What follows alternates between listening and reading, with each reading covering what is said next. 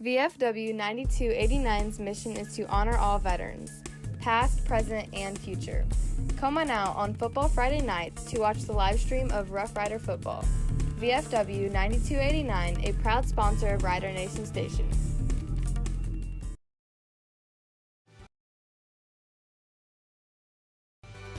Friends of the St. Mary's Theater need your financial help to secure a state grant, which we need to raise $500,000 in individual contributions by the end of 2021.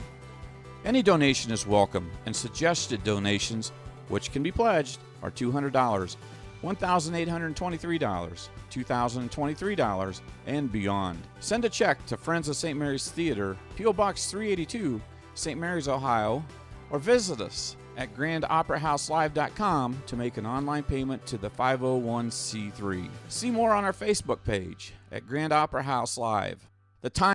American Manufacturing Solutions is proud to invest in St. Mary's and proud to sponsor Rough Rider football. Think AMS, think logistics, done right. AMS is your complete supply chain solutions provider. Have electrical service needs? AMS can take care of that too. Call us at 419-300-1007 or visit us at AmericanMFGSolutions.com. Albert Sporting Goods is here to outfit your team, both on and off the field. Since 1980, Albert Sporting Goods has serviced schools, clubs, and businesses throughout Ohio. For all of your uniform, spirit wear, and equipment needs, make it Albert Sporting Goods. Order online now at albertsportinggoods.com and follow us on Facebook, Instagram, and Twitter. St. Mary's Legion Post 323, veterans working for veterans and the future of our country. The St. Mary's Legion Post 323 supports veterans programs such as Gifts for Yanks, Support the Troops, Comfort Warriors, Blood Donor, POW MIA programs, as well as children and youth programs. The St. Mary's Legion Post 323 also donates thousands of dollars each year to local summer programs such as Boys State, Girls State, Scholarships in Education, Boy Scouts, Oratorical, and Shooting Sports.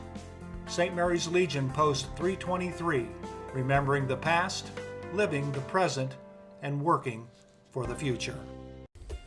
TV everywhere. TV everywhere? That's right, everywhere. You can watch TV from your tablet, your phone, your laptop, any mobile device, anywhere you want. Laundromat? Yes. Grocery store? Yes. Park? Yes. What if I wanted to watch TV at home? All your favorite networks all the time. It's TV everywhere from TSC. It's easy as 1, 2, 3, call TSC. You deserve to hear, and those around you deserve to be heard. It's not just about your hearing, it's about your total health. Auglaize Audiology, located at 208 Defiance Street in Wapakoneta and 671 North Vandemark in Sydney. Make your appointment online at auglaizeaudiology.com. Auglaize Equipment Rental is your source for all your equipment needs. Whether you're a contractor or a homeowner with a project, we can help get the job done more efficiently. Check us out at 1900 Salina Road or auglaizeequipmentrental.com or just call 419-394-7883. Auglaize Equipment Rental. Buffalo Wild Wings in St. Mary's, proud to support Rough Rider athletics and the Memorial student athletes. Join Buffalo Wild Wings for each Rough Riders football game, streamed on Rider Nation Station. Buffalo Wild Wings, wings, drinks, sport. In life, as in football, there's nothing like a good coach to help you achieve your goals.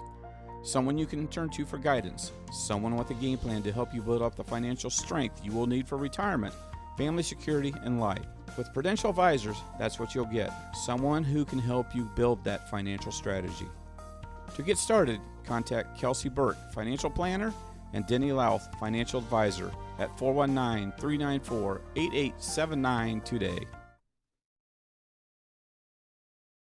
St. Mary's Eagles 767 is dedicated to promoting the general welfare of the citizens of St. Mary's by giving special attention to public improvements.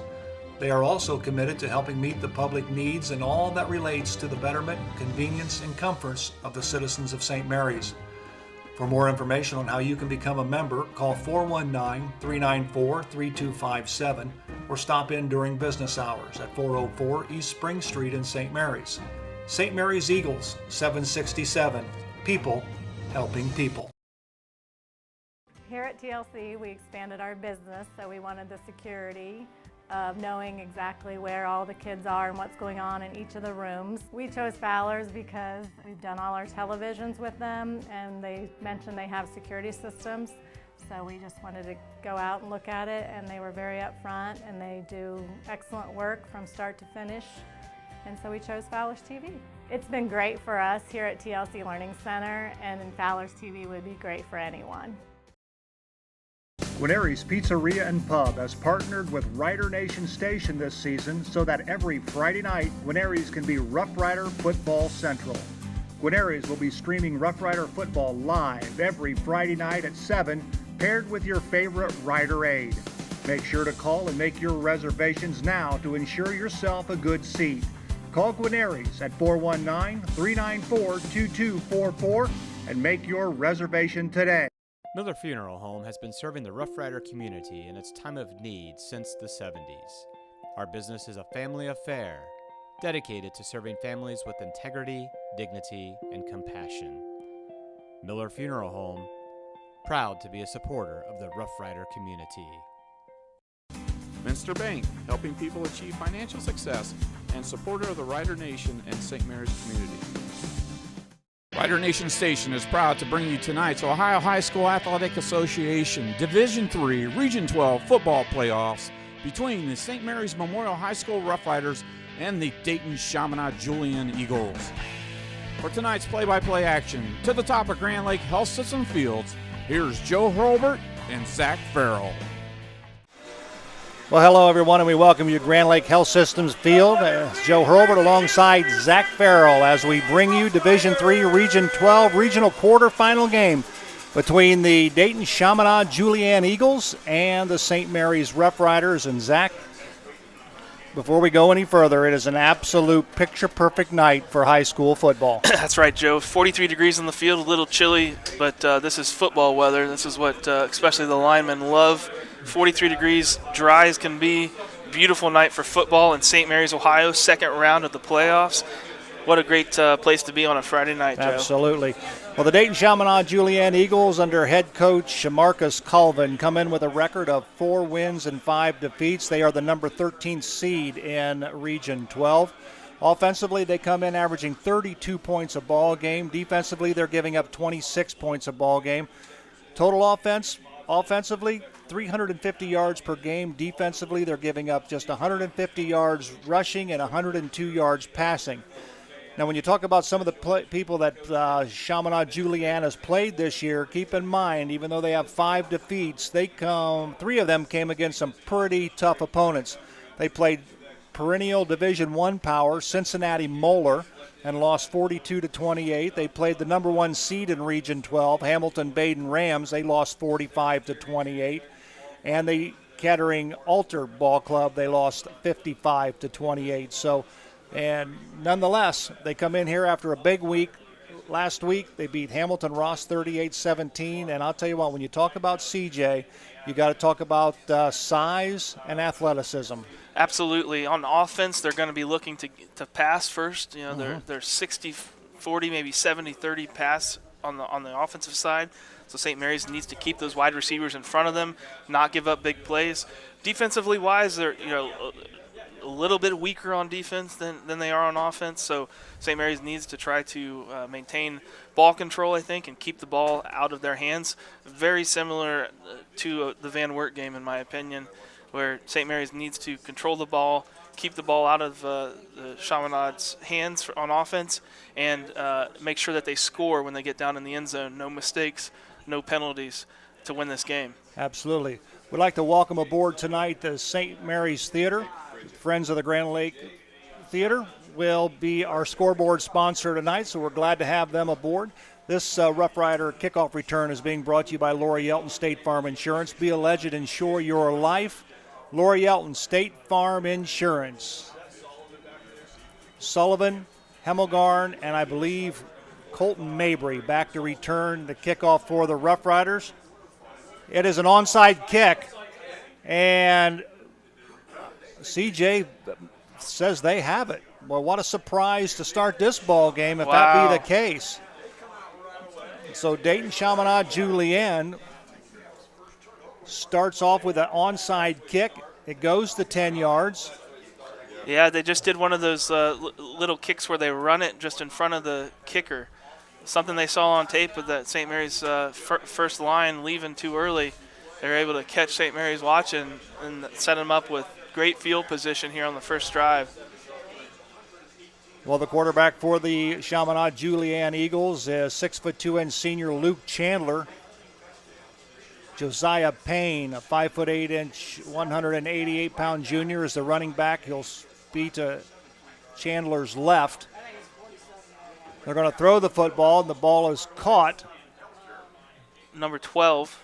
That is Jonathan Peltier, a 6'2", 178-pound junior who on the season caught 34 passes for 391 yards. So right off the bat, CJ goes to the air, and as Zach mentioned, they are pretty much a predominantly 60-40, 70-30 passing attack team. And they're not going back to the huddle, Joe. They're going no huddle right up to the offense. They're trying to march down the field and put one in here early. I would look for another quick pass. Chandler fakes, ball pass, and I believe it might have been tipped, but a pass falls incomplete. And I'll tell you what, Zach, when you look down across the front of their offensive line, they have got some big people. I think Coach Fry mentioned this week they average about 300 pounds across the front.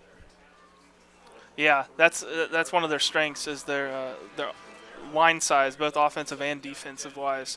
They've got some big boys up there.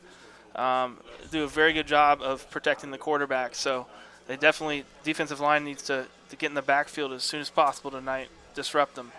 Chandler goes back. He's looking across the middle, and the pass is incomplete. Pass was intended for Kenyon Owens, a 6', 193-pound senior, and that'll bring up a third down for the Eagles of Chaminade Julienne.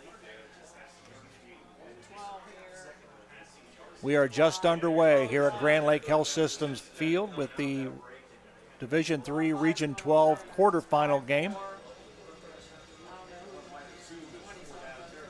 It'll be third down and 10 for the Chaminade Julienne Eagles.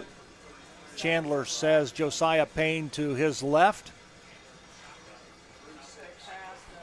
Pass across the middle. The pass is caught by number 12, Jonathan Peltier. So that'll be enough for a first down, and we have yet, Zach, to see the Eagles run the football. Yeah, they're seeing what they like from the St. Mary's defense, which is kind of a soft zone, allowing them to run some stop routes, some quick,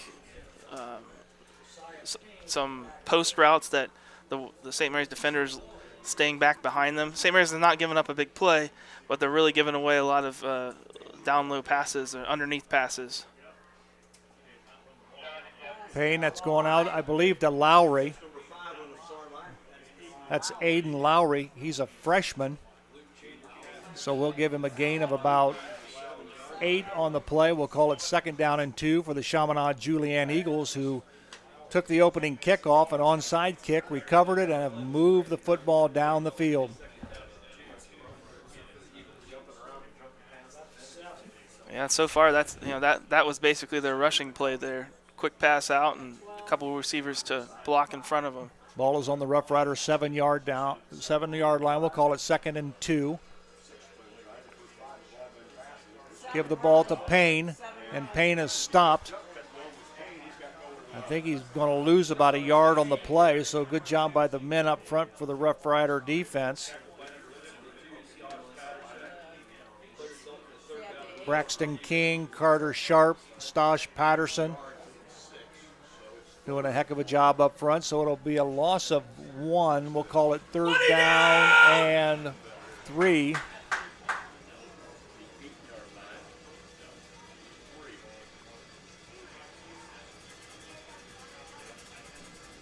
Chandler fakes to Payne, pass into the end zone is caught by Jonathan Peltier for the first score of the ball game, and the Chaminade Julienne Eagles draw first blood, and they lead on the St. Mary's Theater scoreboard by a score of 6-0 with the point after to come. Well, Peltier has a significant height advantage over Sharp, and if they see that one-on-one on the outside, it's one of those things that I think they're just going to keep throwing jump balls to him until St. Mary's shows that they can stop it. Kick is up, and the kick is good. So with 9:30 remaining here in the first quarter on the St. Mary's Theater scoreboard, it's the Dayton Chaminade Julienne Eagles 7, the St. Mary's Roughriders nothing. Back right after this. Since 1981, Plus One Professionals has serviced St. Mary's and the surrounding area and are ready to meet your real estate needs. They know the real estate market and can help you. Whether you're moving in, moving out, or around the area, Plus One Professionals are ready and eager to help you sell or buy your new home. They operate with the highest level of professionalism, expertise, and honesty as they help make your real estate dream a reality. Call Plus One Professionals at 419-394-7402 in St. Mary's today. Oh, let's go. All righty, we welcome you back to Grand Lake Health Systems Field. Joe Hurlbert alongside Zach Farrell, Rider Nation Station, bringing you this contest between the Eagles of Dayton Chaminade Julienne and the St. Mary's Roughriders. In case you just joined us, Dayton Chaminade Julienne drew first blood. They lead 7-0 on the St. Mary's Theater scoreboard, and this kickoff return is being brought to you by Lori Yelton, State Farm Insurance. Be a legend, insure your life. That's a short kick. Keegan, I was going to say Sharp, but yep, Keegan Sharp. Yep. Keegan Sharp pretty much runs laterally with the football, but nonetheless, the Roughriders will have the football 1st and 10. The ball will be placed at their own 31-yard line. So here comes the Roughriders, led by senior quarterback Gavin Reinecke.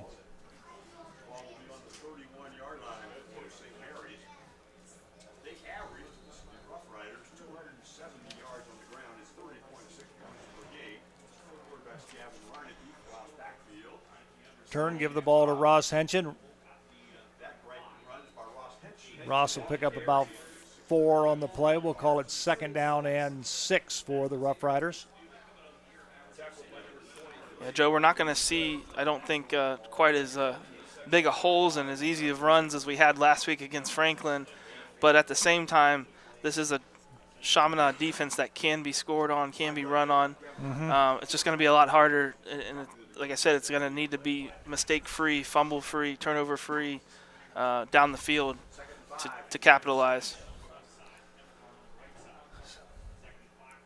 Turn, give the ball to Henson. And Ross is going to be close to a 1st down where he is tackled by a host of Eagles.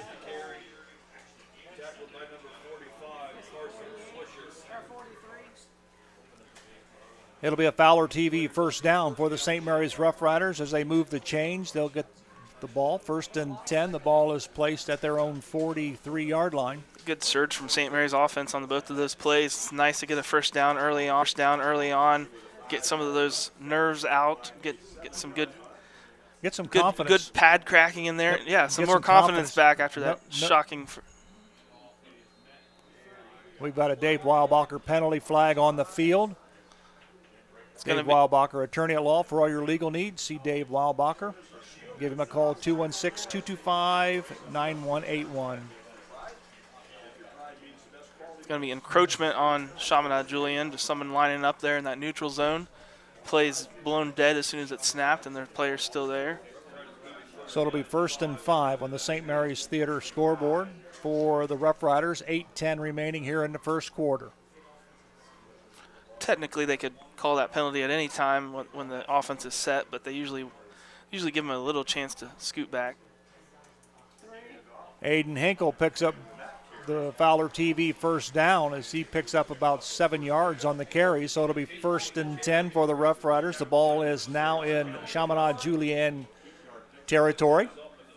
The ball will be placed at the Eagle 44-yard line. So good line surge again by the Rough Rider offensive front. Absolutely. We saw there on the replay just Chaminade bodies just rolling back, pancaked left and right. really nice to see that we're able to run straight on. They got some athletic, big bodies on their defensive line, but so far St. Mary's offense has hit them lower and hit them harder. And we're going to get a Dave Weilbacher penalty on the play as the 75 Sailor jumps a little bit there. So that'll move it back 5. Those are the kind of plays that drive you crazy. Yeah, the offense wasn't really even set yet, ready to go, and the defensive line shifted, and that's one of those things in the St. Mary's offense. It was always a struggle for me was you get in such a zone, you get up to the line, you're ready to run that play, and then the defensive line just shifts a different way, and it makes you overthink. And as soon as they move, you move. Right. Ross Henson on the carry, and he'll get a couple on the play, but that'll be about it.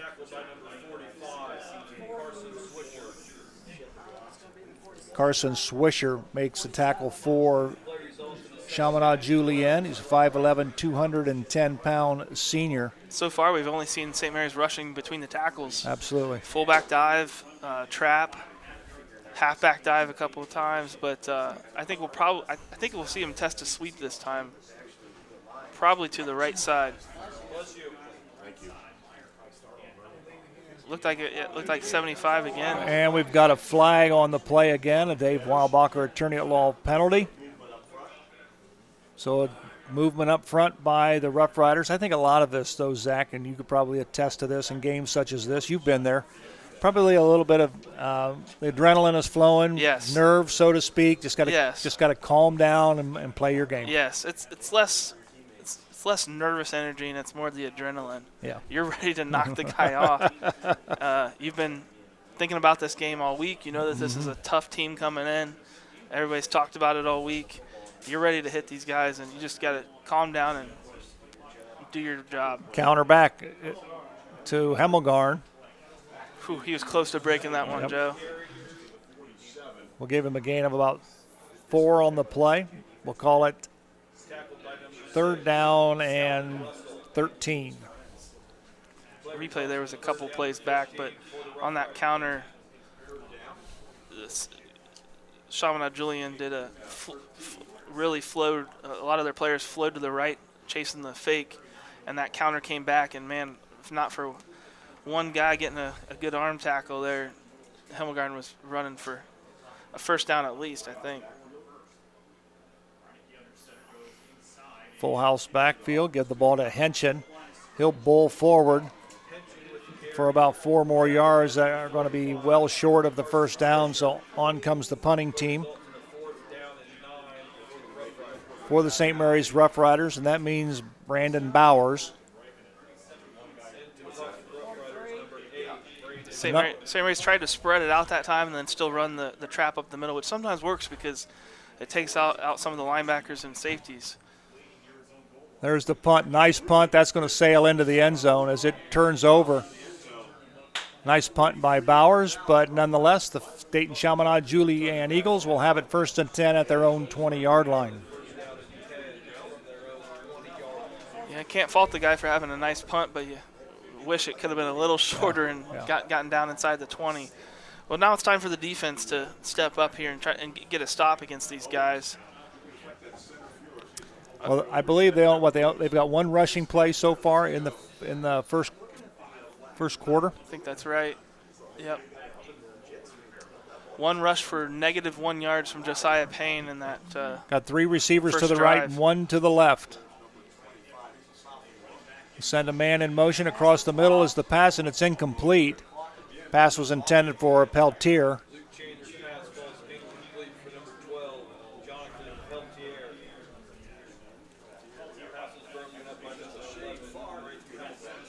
Braden Hemmelgarn and on the coverage for the Rough Riders. Chandler just led his receiver a little bit too much that time, and good job from St. Mary's for getting in the face. And trips to the top of your screen, 1 receiver to the bottom. Chandler in the shotgun. Just a quick pass, and it's complete to Jonathan Peltier. It's going to be close to a 1st down. We'll give him a gain of about 7 on the play, so we'll call it 3rd down and 3. So this is a big 3rd down play for the Rough Rider defense right here. Absolutely.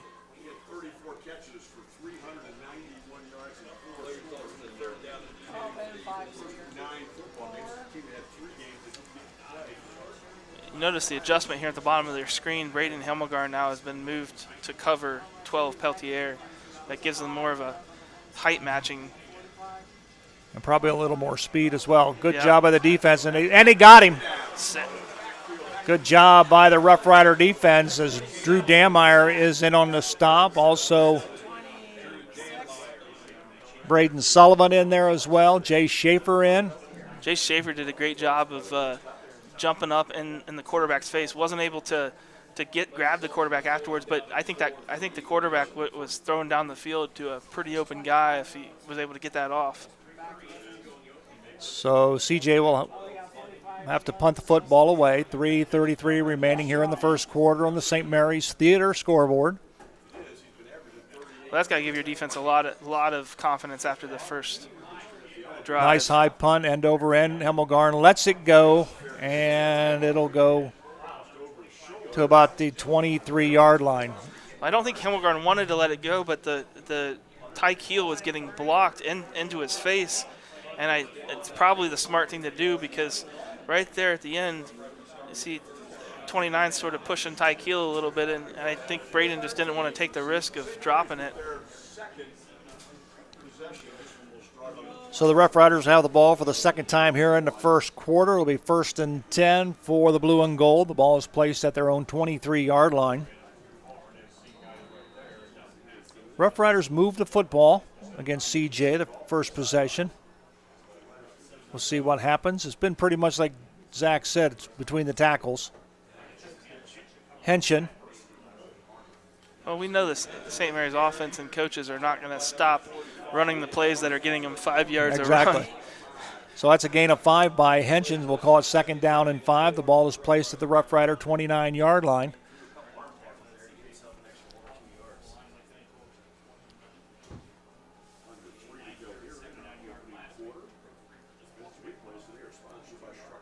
Gavin Reinecke, the senior quarterback, gets the play from offensive coordinator Kobe Fry. He'll turn, give the ball to Henshin. Ross will get a couple of more yards. We'll call it 3rd down and 2 for the Rough Riders. Kyle Kogi checks into the ball game, number 5. We're not seeing anything complicated, just 4 and 5 dives, fullback dives, where the fullback takes the ball and the running back, the halfback, leads through the hole. Hits a little bit wider than a normal dive, but pretty straightforward. And it's working for St. Mary's so far. Full house in the backfield for the Rough Riders.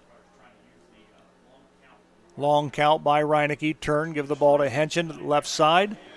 And he's going to get the Fowler TV first down. For all your TV and entertainment needs, see Fowler TV in St. Mary's.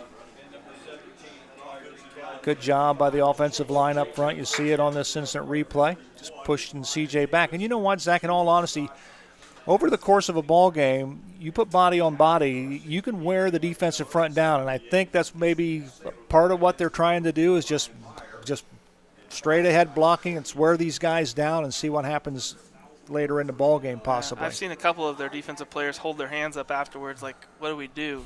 and that mental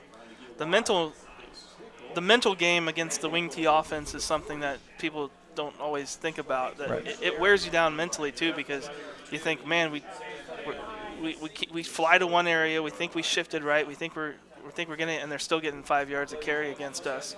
It's just teams nowadays aren't used to not being able to stop a run for 1 or 2 yards.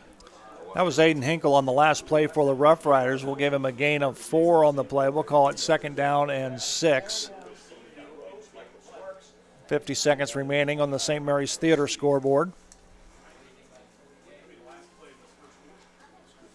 Turn, give the ball to Hinkle. Hinkle to the 50, and he'll dive to about the 48-yard line of CJ. So that'll be a Fowler TV first down as they'll move the sticks. The Rough Riders starting to run a little bit wider. Yep. Almost between the tackle and the tight end. Yeah. Yeah, they've run a 16 or 17 a couple times, which is the outside trap. And that's natural because when you have so much success between the tackles, CJ's going to start sitting on that more, loading that area, so you just run a little bit outside of that. And then when they sit on that, you think about running a sweep to the outside even more. So that's part of the coaching and part of the wing team. We'll give Henchen a gain of 4, and that's going to be the last play here of the first quarter, where the score on the St. Mary's Theater scoreboard, the Dayton Chaminade Julienne Eagles 7, the St. Mary's Roughriders nothing. It's time now for the big Ralph Ryder replay. Brought to you by our friends at Guarneri's Pizzeria and Pub, home of the signature Big Ralph sub, pizza and calzone. Pick up your phone right now. Give them a call at 419-394-2244. We hope you enjoy this edition of the Big Ralph Ryder replay. Damon calls the signal. Long count at the line. Damon turns, gives the ball. Shelby, first down and more. Breaks the tackle. 35, 30, 25, 20, 18-yard line. 18-yard line goes Scott Shelby. What a hole and a flag. We got a flag. I think we're going to get a late hit against the Salina Bulldogs. The flag was thrown over there at the 18-yard line. I think we're going to get a late hit. Personal foul against Salina. Once again, they're running on that left side of the offensive line. Boy, I'll tell you, he's my nephew. The 55 is opening some gigantic holes on that left side. You can tell a difference when he's out there. Boy, I tell you, he hasn't played in 4 weeks, and he has blown some people apart, and the Bulldogs with timeout will be back in 60 seconds. All righty, we welcome you back to Grand Lake Health Systems Field. We hope you enjoyed that edition of the Big Ralph Ryder replay. And if you heard at the start of that play, Damon. Yeah. A lot of people think Damon Goodwin, basketball, but he was also a quarterback for the Rough Riders and a good one. Well, there we saw a sweep from St. Mary's. Hemmelgarn takes it to the right side, and he's going to pick up Fowler TV first down. Nice run by Braden Hemmelgarn. So now the Rough Riders are starting to stretch their offense just a little bit. Jay Schaefer checks into the ball game.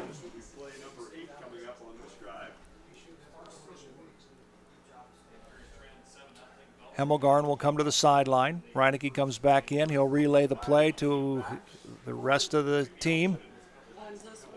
It'll be 1st and 10 for the Rough Riders at the CJ 38. Henchen again drives forward. Legs keep moving. He just keeps moving forward. Oh. I think we got a Dave Weilbacher penalty on the play, and I think we're going to get unsportsmanlike conduct. It was a late flag. Ross wasn't happy when he popped out of that pile. No, he got pushed out of the pile. Then I saw Gavin Reineke leaving the play, and I'm not sure who it was on. Personal foul against CJ.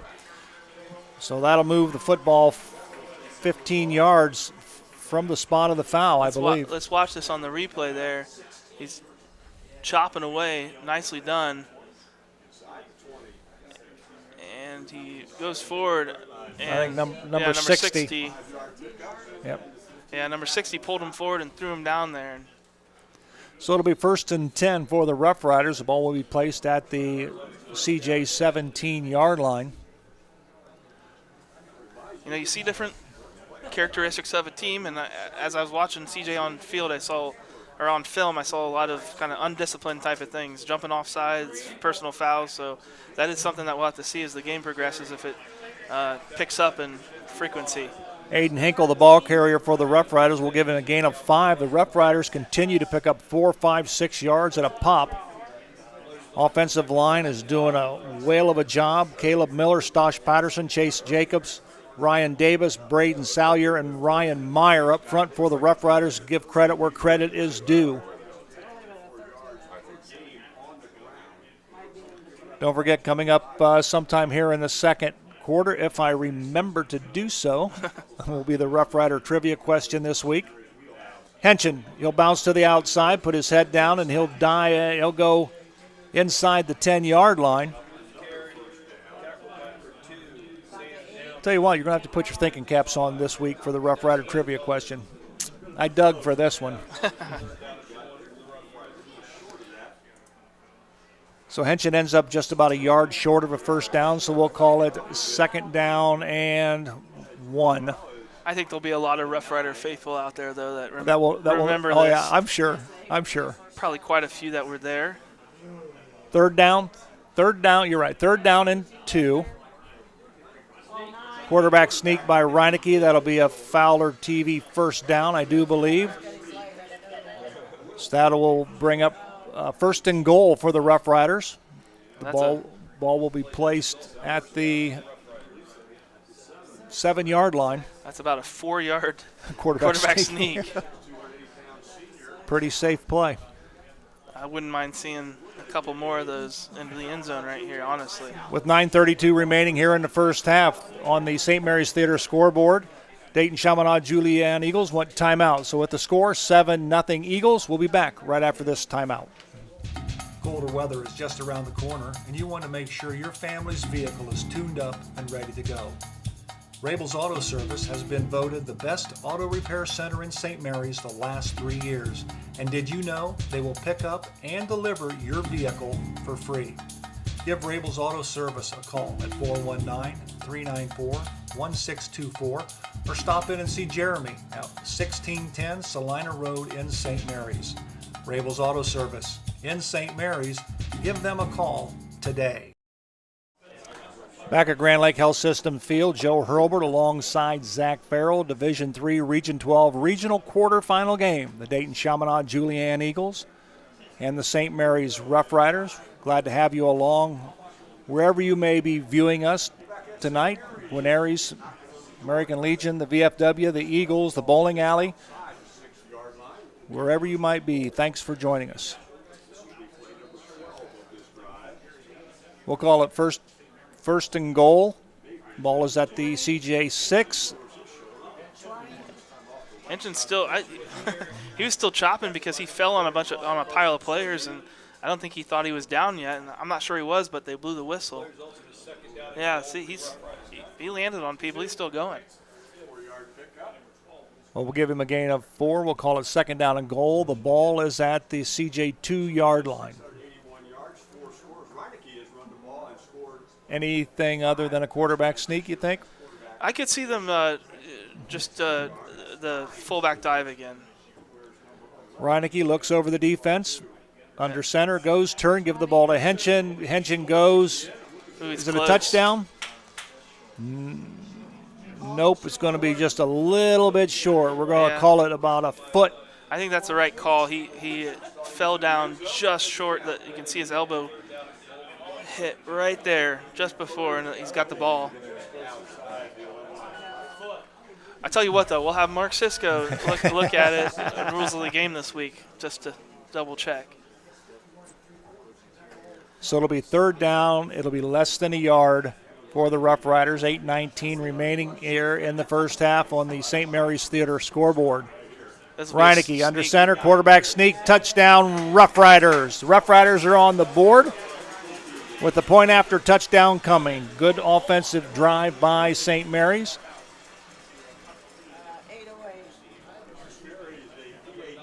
At the 8:08 mark here in the first half, the St. Mary's Rough Riders score their first touchdown of the night thanks to a quarterback sneak by Gavin Reinecke. Again, good job by the offensive front. Brandon Bowers will be on to do the point after. Reinecke will hold. Jacob's snap is down, the kick is up, and the kick is good. So with 8:08 remaining in the first half on the St. Mary's Theater scoreboard, it's the St. Mary's Rough Riders 7, the Chaminade Julienne Eagles 7. Back right after this. Roughriders is proud to be a sponsor of tonight's game. Roughriders, for over 40 years, has helped provide financial support to our athletic teams. Now it's your turn to help Roughriders. There are several leadership positions open that need filled immediately. If this message is speaking to you, please contact Athletic Director Jim Holman at 419-394-4312. All righty, we welcome you back once again to Grand Lake Health System Field. Joe Hurlbert, Zach Farrell, where the Rough Riders have just scored on a 1-yard quarterback sneak by Gavin Reinecke. The point after was good by Brandon Bowers to tie this one up at 7. And, of course, you can see all of tonight's highlights on the American Legion Post 323 video highlight show tomorrow. on Rider Nation Station. If you subscribe to Rider Nation Station or our Facebook page, you will get notification as to when that is available for viewing. This Rough Rider Kickoff is brought to you by our friends at Laura Yelton State Farm Insurance. Be a legend, insure your life. Laura Yelton State Farm Insurance. Bowers approaches the football, gets the foot into it, and sails it down to the 2. Number 4. That's Owens down the sideline to the 30. He's going to cut back across the grain. He's got one man to beat, and he is tackled on the play. And we've got a Dave Weilbacher penalty flag on the play. It's all over there along the sideline. It could be a sideline infraction possibly by CJ. I was hoping for holding, but we'll have to check and see what happens. Yeah, sideline warning. So unfortunately, that won't be any yards lost. That's a warning on the first one. I did find out this week in the Rules of the Game with Mark Sisko's show that it's a 5-yard penalty on the second one, and then a 15-yard penalty on a third warning. So the Rough Rider defense back on the field to do some work. It's 1st and 10, CJ at the Rough Rider 48-yard line.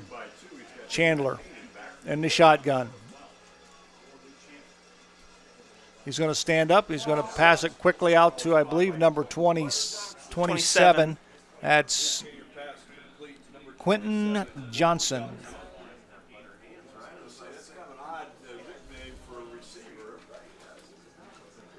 Yeah, Quentin Butter. They call him Butter. Butter Johnson. Butter Johnson. What a name. It's a football name. Sure.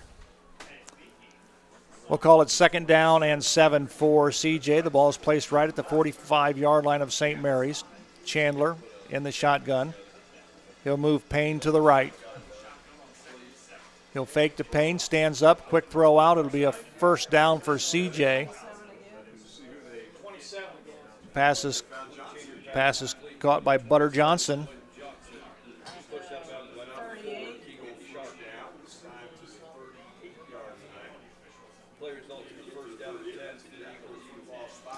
Tell you what usually happens in those situations. They'll do a couple of outs. The next thing you know, they'll fake it, and they'll run up the sideline. St. Mary's switched their DBs, so they got Hemmelgarn on the outside. Hemmelgarn went over to that side. Little bit of we got movement on the line. False start. Oh my! Boy, Ty Keel leveled. Aiden Lowry. Mercy. Wow. Let's watch this one a couple of times. He put that. Oh, well, that's a big time hit right there, folks. Ty Keel, nice clean hit too. Not helmet to helmet. No leading with the crown. Just put his shoulder. Yep, we do have a Dave Weilbacher penalty on the play. Dave Weilbacher, attorney at law. For all your legal needs, see Dave Weilbacher, attorney at law, 216-225-9181. Chaminade Julian thought that St. Mary's jumped. You do all that and get killed. Yeah. Oh. Yeah. Hopefully number 5 is going to be thinking about that the rest of the game. I think so. Chandler back, pulls it down. He's flushed out of the pocket, and he's going to run out of bounds. Probably, it looks to me, about the 40 or the 37-yard line, 36 maybe. They might spot the ball.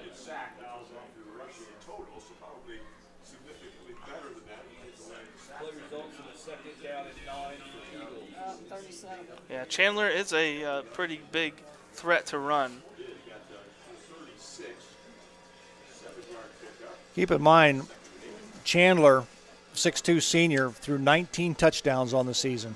5 picks, threw for over 1,600 yards, nearly 1,700 yards. Here comes the Rough Rider defense. He stands up. And, oh, my.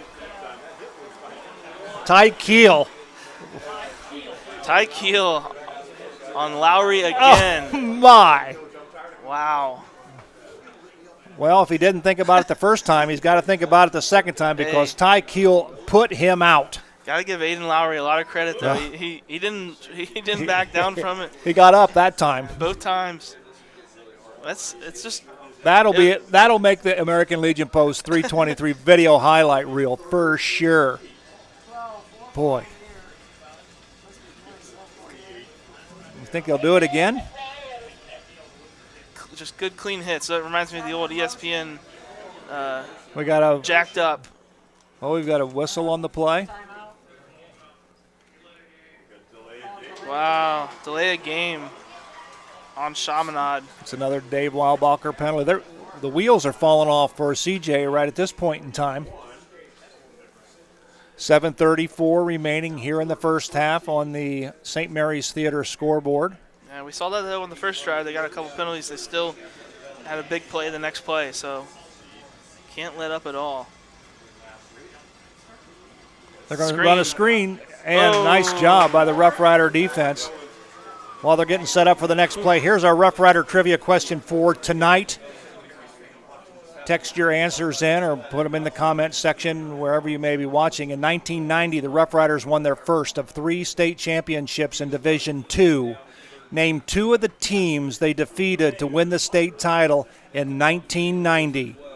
Name 2 of the teams they defeated to win the state title in 1990. 2 of the playoff teams. 2 of the playoff teams, correct. 2 of the playoff teams. Hemmelgarn picks it up around the 10-yard line and gets it back. We got a flag on the play. I don't see anything. So name 2 of the teams they defeated in the playoffs to win the state title.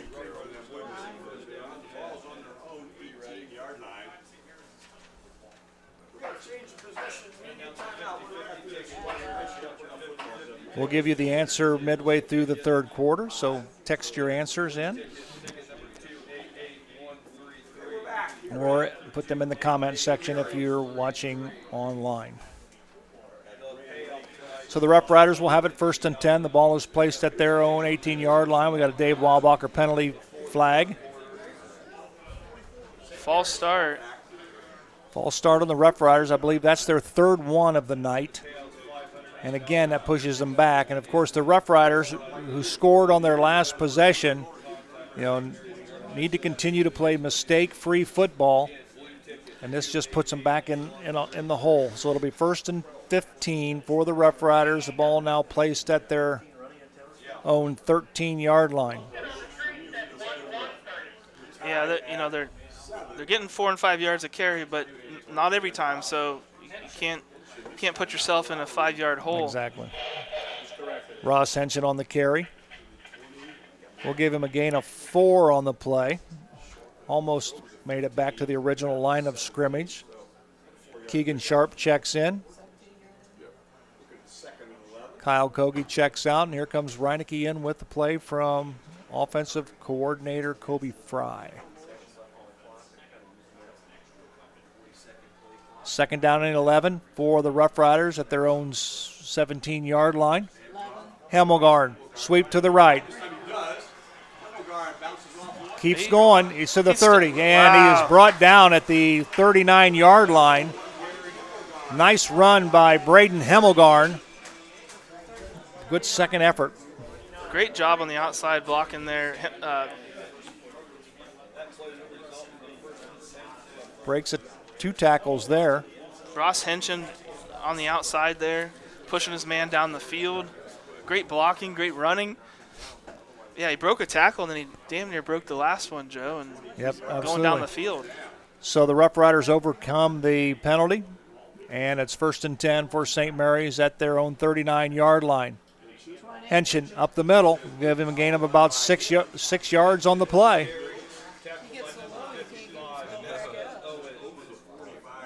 Nice trap, good blocking up front. One man was in the hole, number 9, Boykin, but just wasn't ready to tackle.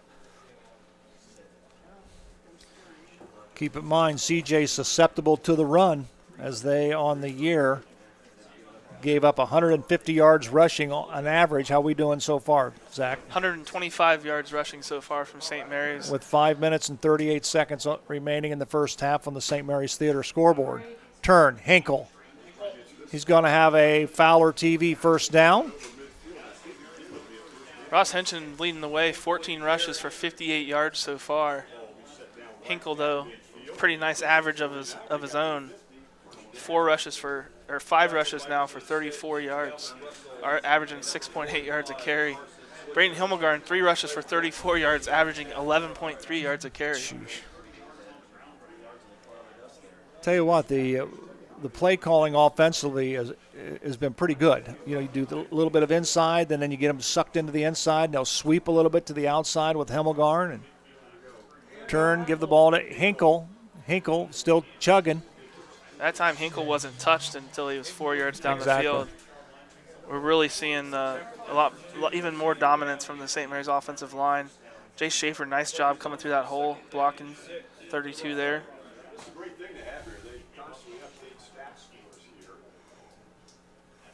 Henson in, Hinkle out.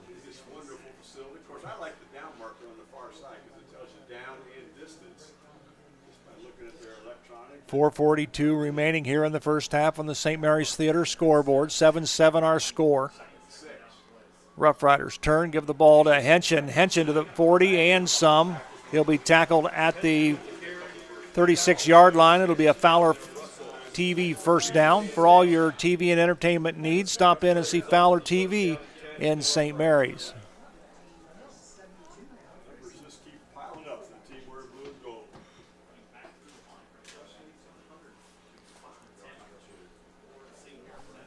First and 10 for the Roughriders. You're watching Rough Rider football on Rider Nation Station. Glad to have you along wherever you may be watching. Reinecke turn, give the ball to Hinkle. He'll bounce to the outside, and he is tackled, but not before he picks up about 3 yards on the play.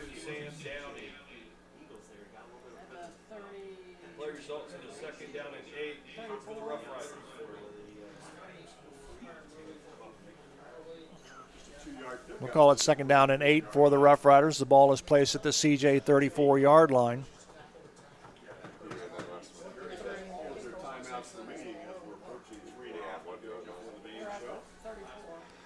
Chase Jacobs out over the football. He's the center.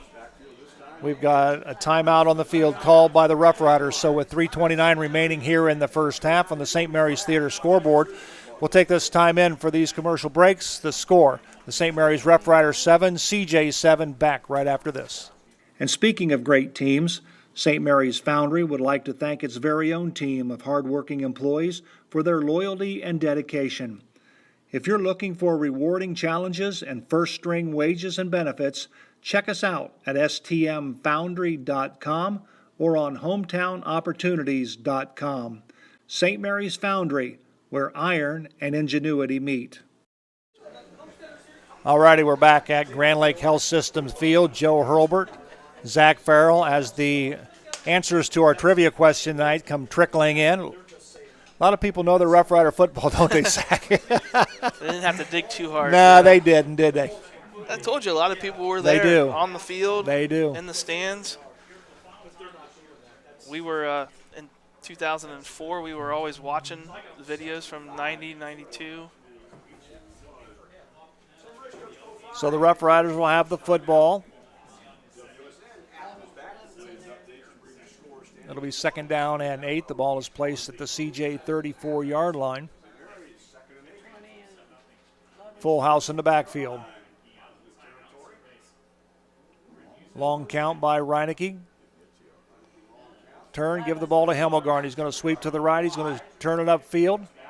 And we'll give him a gain of about 3 on the play before he is brought down by a host of Eagles. Not really well blocked, but a very good job running from Himmelgarn. Takes his time on the outside. Says, I can't go outside. I'm going to cut it upfield. Squares his shoulders and heads to the goal line. Chase Schaefer checks into the ball game. Himmelgarn will check out. It's a big 3rd and 6 here, Joe. They're not going to punt. we know that Bowers can probably make a field goal from here. It really depends. I think if they get close, though, they're going to be going for it on 4th. Reineke calls. It'll be a pitch to Henchen. Henchen, he's chugging. He's to about the 25-yard line. It's going to be a Fowler TV first down. Nice run by Ross Henchen. Good line blocking up front. I'll tell you what, he's running with some authority tonight. Yeah. All the Rough Rider running backs are running hard tonight, folks. Absolutely. We called that a 38-39, the toss sweep to the fullback. Hits a little bit faster than the regular sweep, and it's really more of a power sweep. Henchen will give it again, and he'll get to the 20-yard line, so he picks up 5 yards on the play.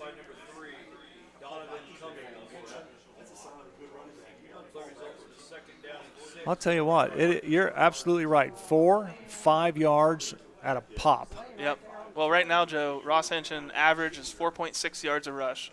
Aiden Hinkle, 5.7 yards a rush. Braden Himmelgarn, 9 yards a rush. Henchen. He'll be close to a Fowler TV first down. We're going to call him about a long yard away. And here's what's funny. Look at the CJ defense. They've got pretty much 10 guys in the box. Right. Yeah, they'll take a defensive back and they'll put him on the wide receiver, and then you have like the free safety will be up probably within 8-9 yards. Everybody else is within 5-6 yards of the line of scrimmage. Yeah, they're really primed for a pass over the top. Absolutely. At the same time, it's hard to put the ball in the air when you're getting 5 yards of carry. Long count by the Rough Riders. Henchen to about the 6-yard line. It'll be a Fowler TV first down, so the Rough Riders will move the chains.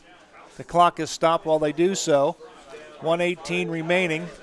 Also, what's going to happen as they keep sucking in and getting more and more people in the boxes, and St. Mary's continues to block them better, that one of these is going to break for a real long run. He'll back a little bit into the pile, and he'll get another nice gain of about 4 yards on the play.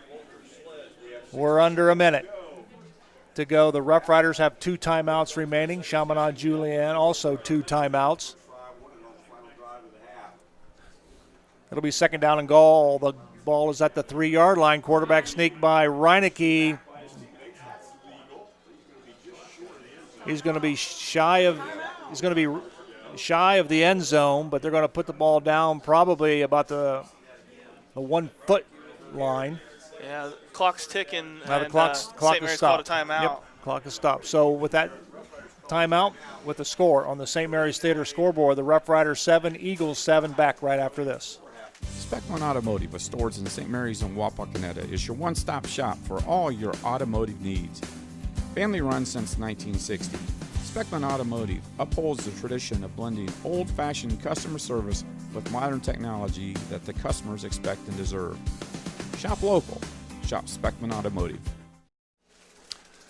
Back at Grand Lake Health System Field, Joe Hurlbert alongside Zach Farrell for the regional final Division 3, Region 12 game between the Chaminade Julienne Eagles and the Rough Riders. The winner of this ball game will take on the winner of the number 1 seed in the region, the Hamilton-Baden Rams, and the Shawnee Indians are doing battle tonight. I think Shawnee's the number 9 seed, and that game will be determined by location and availability. And we'll know that later. So it'll be third down and goal. They're going to say it's at the 1-yard line, but it's actually inside the 1. It's probably about a foot. I'm not sure they're going to do a quarterback sneak on this one. I think they're going to hand it off. Yeah, I don't know what the officials are holding up a little bit for, but They got everybody bunched in at the center. They're going to turn. They're going to give the ball. Touchdown, Rough Riders. Aiden Hinkle from 1 yard out, and the Rough Riders take the lead. yeah, you can see, look how many guys CJ had blitzing the A-gap. Oh, absolutely. And they just go a little bit to the right side of the offense. Good job there by Ryan Davis, Braden Sawyer. Chase Jacobs, and the point after touchdown coming by Bowers out of the hold of Gavin Reinecke. Jacobs will snap. It's down, it's up, and it is good. So with 40 seconds remaining here in the first half on the St. Mary's Theater scoreboard, it's your Rough Riders 14, the Eagles 7. Back with a Rough Rider kickoff right after this. Hello, I'm Dr. Robert Spees. Welcome to Spees Chiropractic and Wellness Center. As a family practice, Spees Chiropractic welcomes in patients of all ages. Whether this is your first time or you've done this before, Dr. Spees and his compassionate staff are here for you. What makes Spees Chiropractic unique is their 3-tier approach. By using chiropractic care alongside massage therapy and physical therapy, all your healthcare needs will be treated compassionately and comprehensively. Spees Chiropractic. Make the right choice for your care. All righty, we welcome you back to Grand Lake Health Systems Field. Zach had an interesting statistic as he looked over and checked them out. The statistic, what do you got, time of possession? Time of possession, St. Mary's 18 minutes and 26 seconds to Chaminade Julian's 4 minutes and 54 seconds. So, we talked about it. That was the key, keep them off the field. Yeah, game plan for St. Mary's working right now.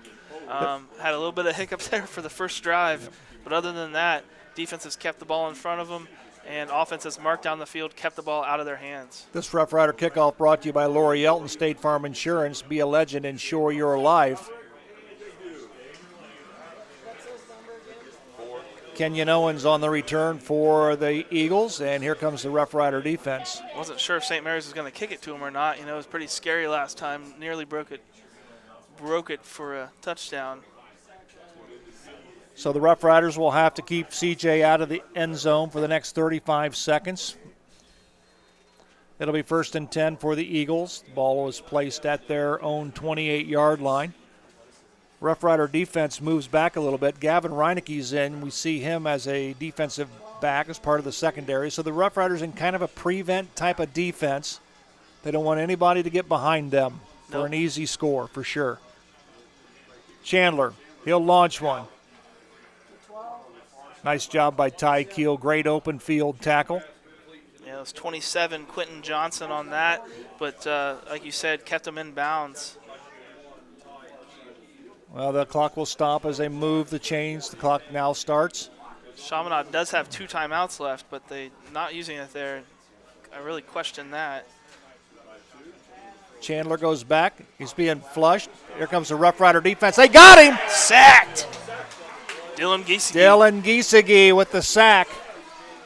And that could possibly be the last play of the first half. Yeah, Chaminade's not calling a timeout. Yeah, they're not hustling back. So that's going to be the end of the first half, with the St. Mary's Rough Riders leading on the St. Mary's Theater scoreboard 14-7.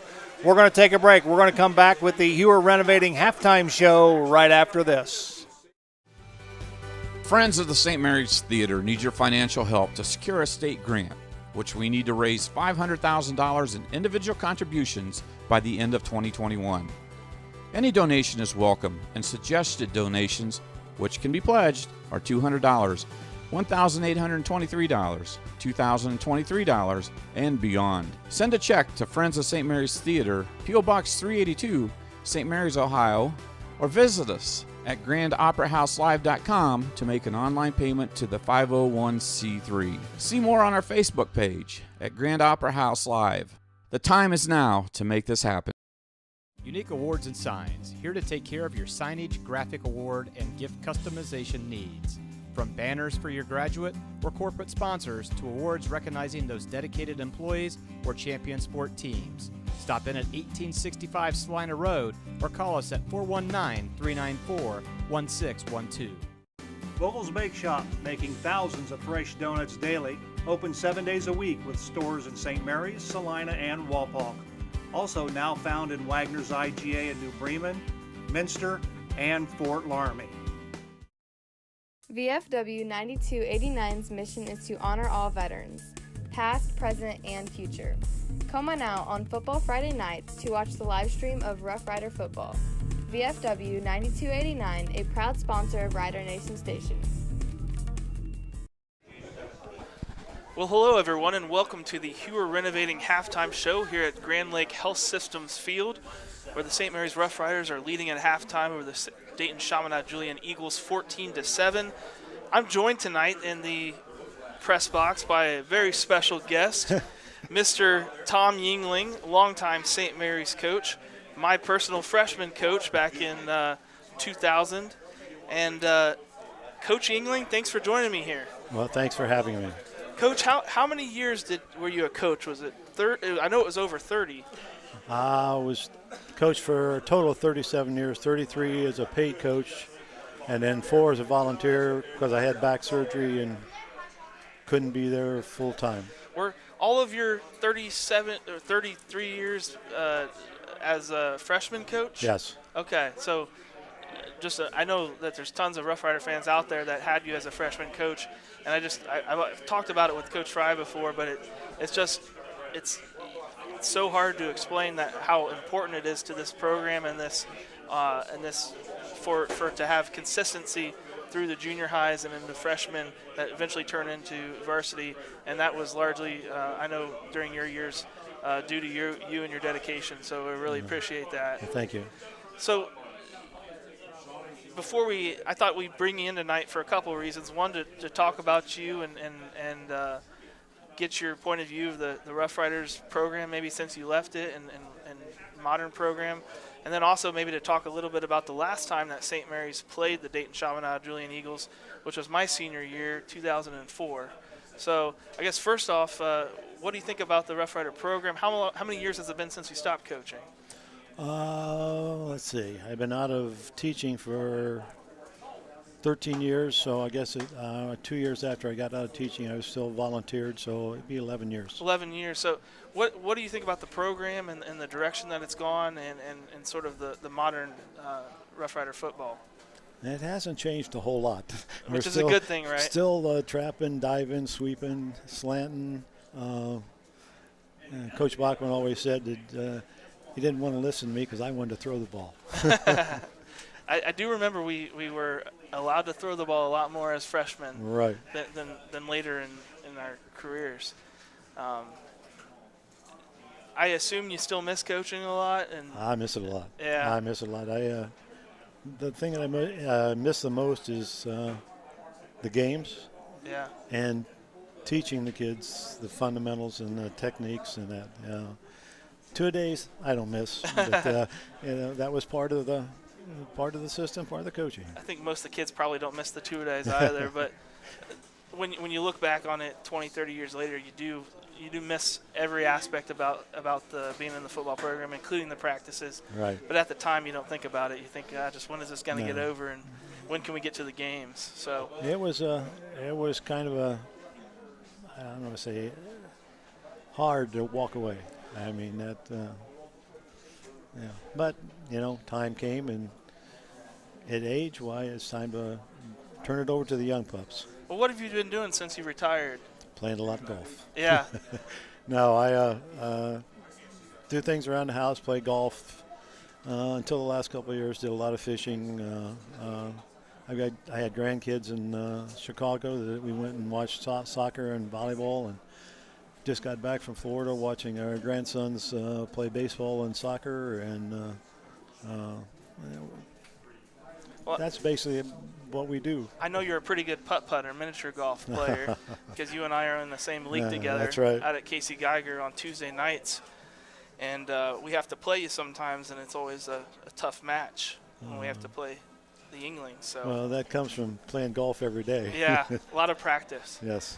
Are there any years or particular players that stand out in your mind from your coaching days?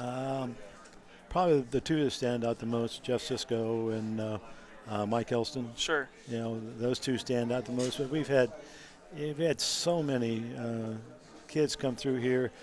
Jimmy Cook and and your partner here on the Joe Hurlbert. Yeah, Joe Hurlbert. Right. So I mean,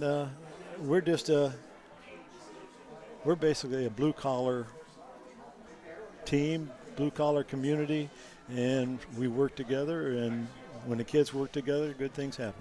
One thing that I've always wondered from a standpoint is, could you tell when you coached a freshman player that he was going to be an outstanding high school player, or were there always surprises? Or would you pretty much know as a freshman when you coached them what kind of a varsity player that they were going to be? Well, sometimes you knew who was your better players and who wasn't, but there were always some surprises that just jumped out at you. That was fun. That was what was fun about the freshmen.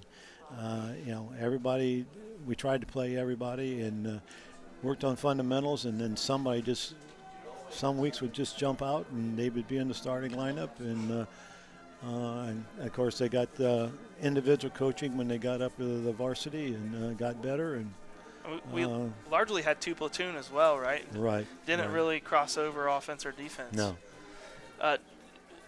One other final question before we jump to 2004, maybe take a break before then, but when we've seen in the last few years freshmen playing varsity, yes, a lot of freshmen on the field, was it ever discussed with Coach Bachman?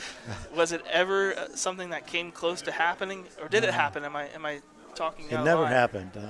There were times when I would recommend somebody that I said could help them, and they're not ready. And basically he was right. Yeah. They just weren't ready. These freshmen are playing now. They're ready. Yeah, I think I've seen some pictures of Mike Elson as a freshman. He may have been ready, right? That's right. But that's interesting. Yeah, I always kind of wondered when we started to see a lot more freshmen up there. And for Coach Fry's first stint, I don't think he ever played a freshman. No, I don't think a freshman from the time I got here till now, freshmen didn't play until just a couple years ago. And unfortunately, a lot of that's because the numbers in the WBL have led to there not being freshman teams, so they're not able to play other freshman teams. So they have to practice with the varsity, which kind of puts them into potential game situations. The year that I retired, we played 9 ball games. Wow. 9 freshmen. And now they can't. They played 1 freshman team, and that wasn't even in the league this year. Right, and they struggle to play some JV teams sometimes. Right. So, right. Well, we're going to go ahead and take a quick break. When we come back, we're going to talk a little bit about the 2004 St. Mary's football team. That was my senior year, so we can maybe talk about your memories as freshmen and as on the coaching staff that year. That was, of course, the state runner-up year where they lost to Cleveland Benedictine. We'll be back to talk more about that right after this. American Manufacturing Solutions is proud to invest in St. Mary's and proud to sponsor Rough Rider football. Think AMS, think logistics, done right. AMS is your complete supply chain solutions provider. Have electrical service needs? AMS can take care of that too. Call us at 419-300-1007 or visit us at AmericanMFGSolutions.com. Albert Sporting Goods is here to outfit your team, both on and off the field. Since 1980, Albert Sporting Goods has serviced schools, clubs, and businesses throughout Ohio. For all of your uniform, spirit wear, and equipment needs, make it Albert Sporting Goods. Order online now at albertsportinggoods.com and follow us on Facebook, Instagram, and Twitter.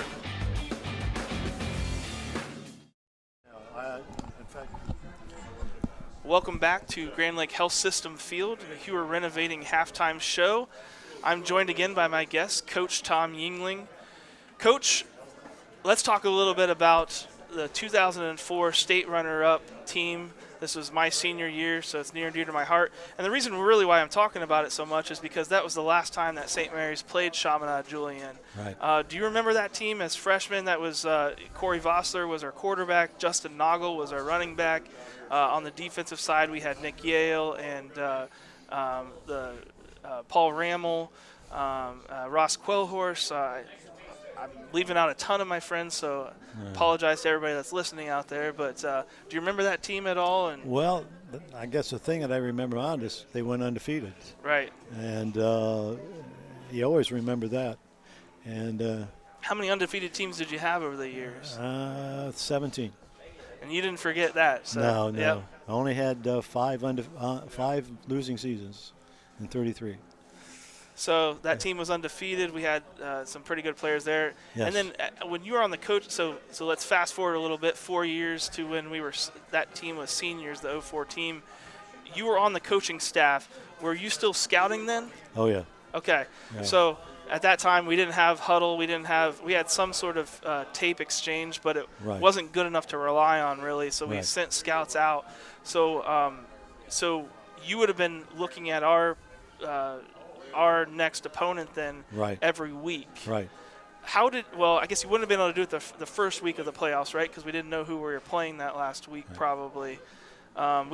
We knew the 2 teams that we could possibly play. Okay, so did you scout Cincinnati Indian Hill? Because that was who we played. Yes, I did. Oh, okay. And then the next week we went to Cleveland and scouted Canal Winchester against Benedictine.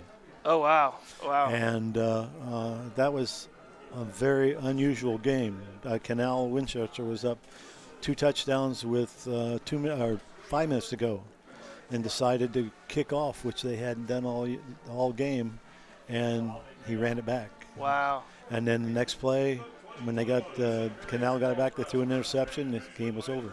I heard a lot of Canal Winchester fans when we were playing in that state championship game against Benedictine said, oh, the real state championship was last week, and Winchester blew it in that game. So they were pretty frustrated with that from the Canal Winchester side. We thought Canal Winchester would be the team that we were playing at when we were at the game. And but I wasn't on the coaching staff, but we could not understand why they did what they did. Yeah, that's interesting. But after Cincinnati Indian Hill, the first round was when St. Mary's played Chaminade Julian, then at Troy. Right. So you had gone and scouted Chaminade Julian the week before that? No, the other team. Oh, you were with the other team. Okay. The other team of scouts the other team, scouting team, scouted Chaminade, and we scouted Indian Hills. Gotcha. Okay. So, and the next game, we all went together because we knew that was going to be championship game. Yeah. Did you scout? Do you remember if you scouted Bishop Watterson? Because that was the other Catholic team that we played. I think the other team scouted them. Okay. So a lot of. And you explained to me you actually didn't get to watch any of those playoff games until the state championship game because you were scouting. In all our championship games, our finals, I never got to see a game until the championship game. Well, it's a heck of a game to see. Yes. Especially for those 3 state championship games. Unfortunately, ours didn't turn out as well as we wanted to, but I think we're all still proud that we got there. Oh yes. They played well. Benedictine was just a little bit faster, but we played well, and can't say anything better than they gave it the best shot. Yeah. Well, Coach, is there any other parting thoughts that you want to leave for Rider Nation out there watching? No, just I wish there was more people in the stands. We can always use more fans here in St. Mary's, and this new stadium is nice, but it's big and it's got a lot of room in it. So. But just keep supporting these guys. Kids are doing a great job. Yeah. I'm impressed with all the players, and I think for a few years, we're going to be pretty decent.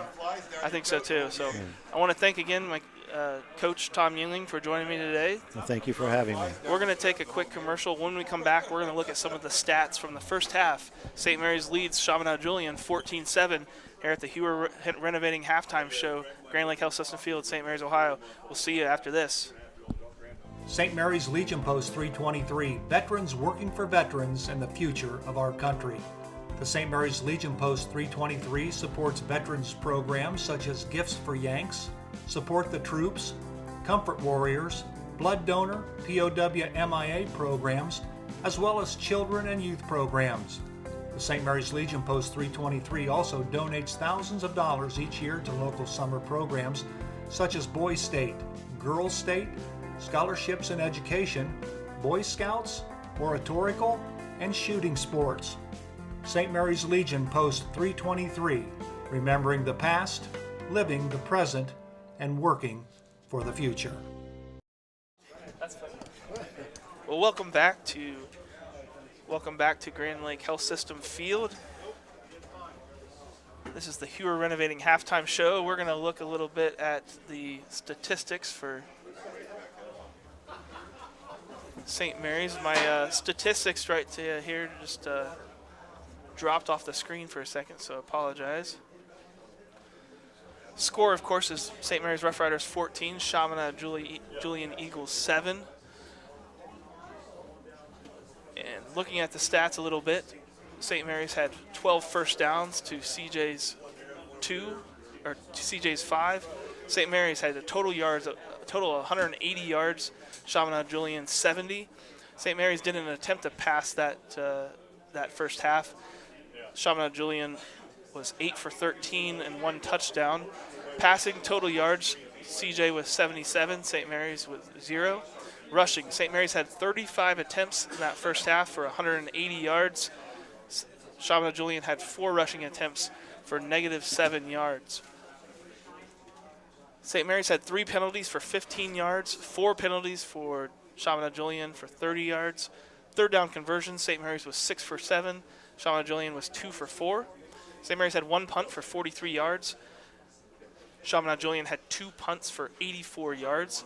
The average drive start for St. Mary's was on their own 24-yard line, and the average drive start for Chaminade Julian was on their 38.3-yard line.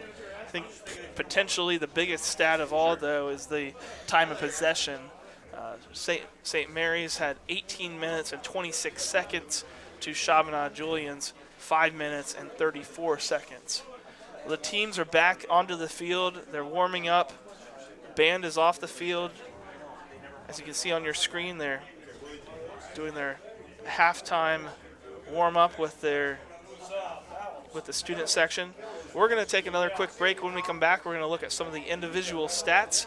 We'll have that and more right after this. You deserve to hear, and those around you deserve to be heard. It's not just about your hearing, it's about your total health. Auglaize Audiology, located at 208 Defiance Street in Wapakoneta and 671 North Vandemark in Sydney. Make your appointment online at auglaizeaudiology.com. Auglaize Equipment Rental is your source for all your equipment needs. Whether you're a contractor or a homeowner with a project, we can help get the job done more efficiently. Check us out at 1900 Salina Road or auglaizeequipmentrental.com or just call 419-394-7883. Auglaize Equipment Rental. Buffalo Wild Wings in St. Mary's, proud to support Rough Rider athletics and the Memorial student athletes. Join Buffalo Wild Wings for each Rough Riders football game, streamed on Rider Nation Station. Buffalo Wild Wings, wings, drinks, sports. Rider. Well, welcome back to Grand Lake Health System Field. This is the Hewer Renovating halftime show, where St. Mary's Rough Riders lead the Chaminade Julian Eagles 14-7. As you can see, the teams are warming up, stretching at halftime. We're going to go over some of the individual stats. For St. Mary's, Ross Henson leads the way with 20 rushes for 97 yards. His longest was a 10-yard rush, and he's averaging 4.9 yards a rush. Aiden Hinkle, 8 rushes for 41 yards. His longest was a 13-yard scamper. He has one touchdown, and he is averaging 5.1 yards. Braden Himmelgarn has 4 rushes for 36 yards. He had a 22-yard run on one of those sweeps, and he is averaging 9 yards per rush. Looking at Dayton Chaminade Julian, Luke Chandler has passed the ball 8 completions, on 13 attempts for 77 yards. Luke Chandler has the most attempted rushes with 3 for -6. Josiah Payne, just 1 attempted rush for -1 yards. Receiving, Jonathan Peltier for Chaminade Julian has 4 catches on 5 targets for 47 yards. Quentin Butter Johnson, 3 catches on 3 targets for 21 yards. And Aiden Lowry, 1 catch on 3 targets for 8 yards. So it's pretty much on the CJ side, just been the Jonathan Peltier show. We did see Chandler scramble for a nice first down, but otherwise the St. Mary's defense has really bottomed them up since that first drive, and probably even more importantly, the St. Mary's offense has been so dominating that they've been able to keep the ball away. A couple minutes left here on the clock at halftime, and I am now joined back in the press box with play-by-play commentary Joe Hurlburt. Joe, what did you think about that first half for St. Mary's? Well, I think other than the onside kick, and I think you got to give a lot of credit to CJ and their scouting staff. They picked up that the Roughriders, they leave early. You know, they leave as the ball is the kicker approaches the football. So that was just a good call. Other than that, and it was well executed too. It was very well executed. Yeah. And the Roughriders, you know, they took a little while to get moving. They had a couple of penalties, procedure penalties to start the series or two. But as they started to settle in, I think the big statistic in the first half, and I think you might have mentioned it, is the time of possession. The Roughriders dominated the first half as far as time of possession is concerned, and you have to keep this high-powered offense of CJ off the field because chances are they're going to throw the football. They're going to throw it all over the field. We saw Ty Keel put a couple of devastating blocks on a receiver, and I think that kind of they're going to have to continue to play that way and play dominant defense against a team that's going to throw the football all over the field. I think that the defense really needs to watch for that screen pass too. That was wide open. We're going to see. They're going to come back to that. That was to Kenyon Owens. They may have a different variation of it. I think they're going to look at potentially rolling the quarterback out and maybe letting him run a little bit because he had a little bit of success there. And they're definitely going to be trying to target, unfortunately, Keegan Sharp because we saw when they found a receiver and the matchup with him on the short side of the field, they kept throwing those outs. St. Mary's had to adjust by putting Braden Himmelgarn over there, who's got a little bit more size and athleticism to keep up with that. So it's a little bit of a chess game between the St. Mary's defense and Chaminade Julian Eagles, and I hope they can keep it going. And I think defensively as well, Zach, the Roughriders defensive ends and linebackers have got to turn Chandler in. Don't give him the opportunity to roll completely out to the right or to the left. And when they do, the backside people like Giesecke, they're just going to have to keep coming because if they can turn him in, and we saw it in the first half, they'll get some sacks on Chandler when it's all said and done. Offensively for St. Mary's, I think CJ is going to try to adjust something. I don't know if they're going to be successful in that, stopping him in the inside, but they may be sitting on it a little more.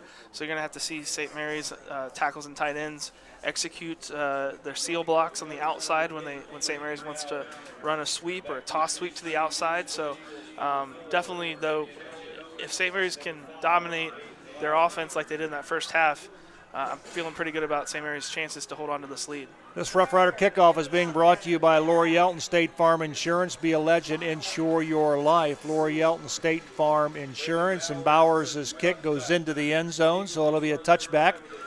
And the CJ Eagles will get the ball 1st and 10 at their own 20-yard line to start the second half. Well, that's pretty important when we saw that Kenyon Owens nearly take back the first kick return. So the Rough Rider defense back on the field. We see Gavin Reinecke back in to play a little bit of defense.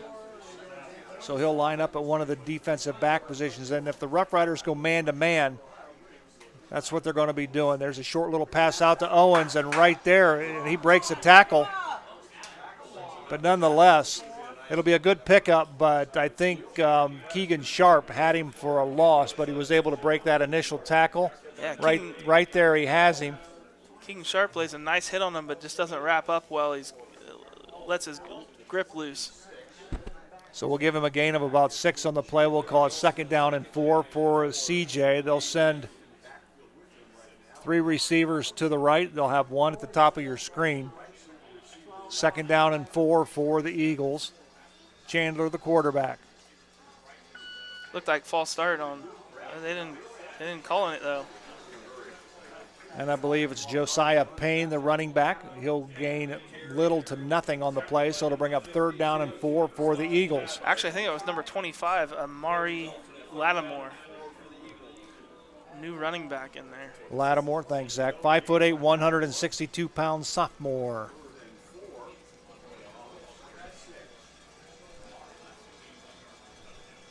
Luke Chandler, the 6'2 quarterback, will give the ball to Lattimore, and he's going to be tackled after a gain of about 2 on the play. So that'll bring up 4th down and 1. We'll see if head coach Marcus Colvin is going to punt the football away. So far, here comes the punt team. There goes the punt team. He thought about it. He did. But everything has to go right if you're going to go 4th and short. You can't bobble the ball. You can't have a penalty. But I think he probably is making the wisest decision, not give the Rough Riders field position, because he knows that they dominated the time of possession in the first half. Here's the punt. It's a short punt. Get out of the way. Hemmelgarn boots it, and he'll kick it out of bounds. So, and we've got a Dave Weilbacher penalty on the play. I believe this is going to be unsportsmanlike conduct on CJ. Yeah, and everybody's going over to Walter Sledge. I think he had a little bit of extracurricular activity going on by Sledge, and so it's going to be unsportsmanlike conduct, I do believe, on CJ. Yeah, the ball was way out of bounds, and I think he just came up and pushed the St. Mary's player well after the ball was out of bounds. It could be a dead ball foul. That's a Dave Weilbacher penalty, sponsored by Dave Weilbacher, attorney at law. For all your legal needs, give Dave a call, 216-225-9181. So the Rough Riders, compliments of the CJ penalty, will have the ball at the Eagle 49-yard line, 1st and 10, as Reineke gets the play from offensive coordinator Kobe Fry. Chase Jacobs out over center. Full house in the backfield. Everybody up tight, and we've got another Dave Weilbacher penalty on the play. Number 67 for Chaminade Julian Jump. That's Aaron Harris. And Harris he's a big fella. Yeah. Well, that's what I saw a lot of in the film, was a lot of jumping by the defense. I was hoping that St. Mary's would go to some long counts and take advantage of it. So it'll be 1st and 5 for the Rough Riders. Ball is placed at the CJ 44-yard line. Turn, give the ball to Henschen. Henschen will gain about 3 on the play. We'll call it 2nd down and 2. Clock is ticking, 9:45 remaining here in the third quarter on the St. Mary's Theater scoreboard.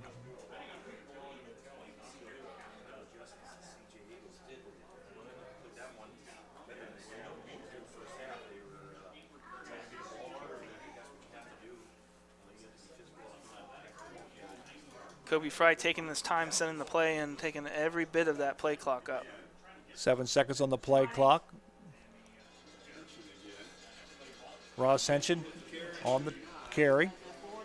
He'll be a little bit shy of a 1st down. We'll call it 3rd down and about less than 1.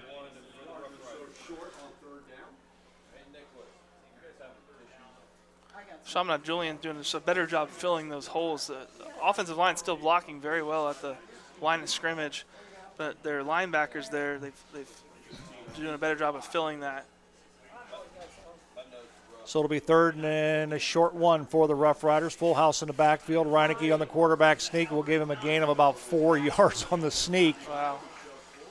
Just excellent offensive line surge. Again, those folks up front, Caleb Miller, Stosh Patterson, Chase Jacobs, Ryan Davis, Brandon Salyer, Ryan Meyer. Let's give credit where credit is due. They're doing an outstanding job at the point of attack. Anytime your quarterback can get 4 or 5 yards on a quarterback sneak, that's dominance. Always exciting as a center to get up 4 or 5 yards down the field. It'll be 1st and 10 for the Rough Riders at the CJ 37. Sullivan. I think it's Braden Sullivan on the carry, his first carry of the night. We'll give him a gain of about 6 on the play. Nice to see Braden Sullivan out there. Some strong running. Fresh legs, of course. I'd like to thank Tom Yangling, former football coach here at Memorial High School, for coming in and talking with us at halftime. I'll tell you what, he was my freshman coach. Mine as well. He was you were one of the players that he said he remembered the most. Really? Yep. You and Mike Elston and Jeff Sisko. Really? He's kind. Henschen on the carry. Be close to a Rough Rider 1st down.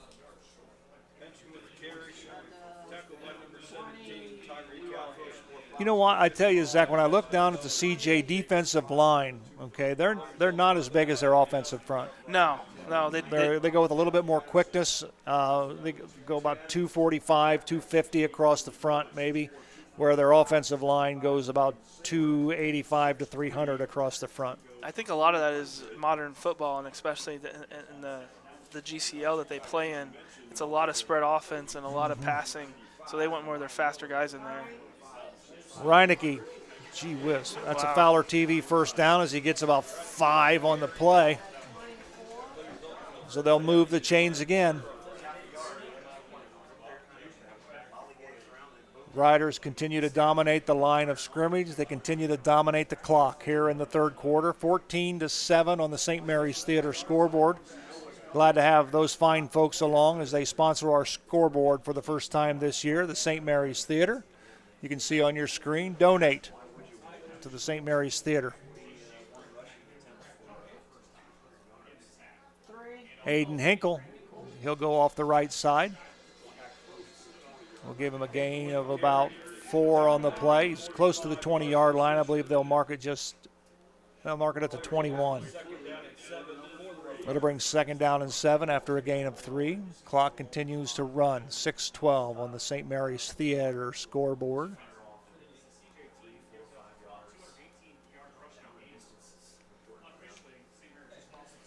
How many yards do the Roughriders have on the ground? Right now they're sitting at 203, Joe. 203. 42 carries for 203 yards. Have not attempted a pass yet. Turn, give the ball to Henshin, and he's going to go nowhere. It's probably one of the first plays that we've seen tonight that gained very little. Yeah.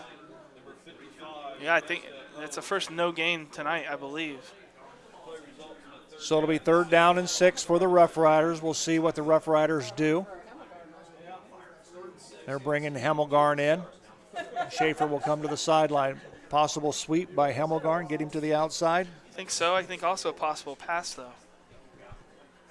You got Keegan Sharp going wide to the right. Well, you got him right on the post pattern, wide open, don't you? Mm-hmm. Long count by Reinecke.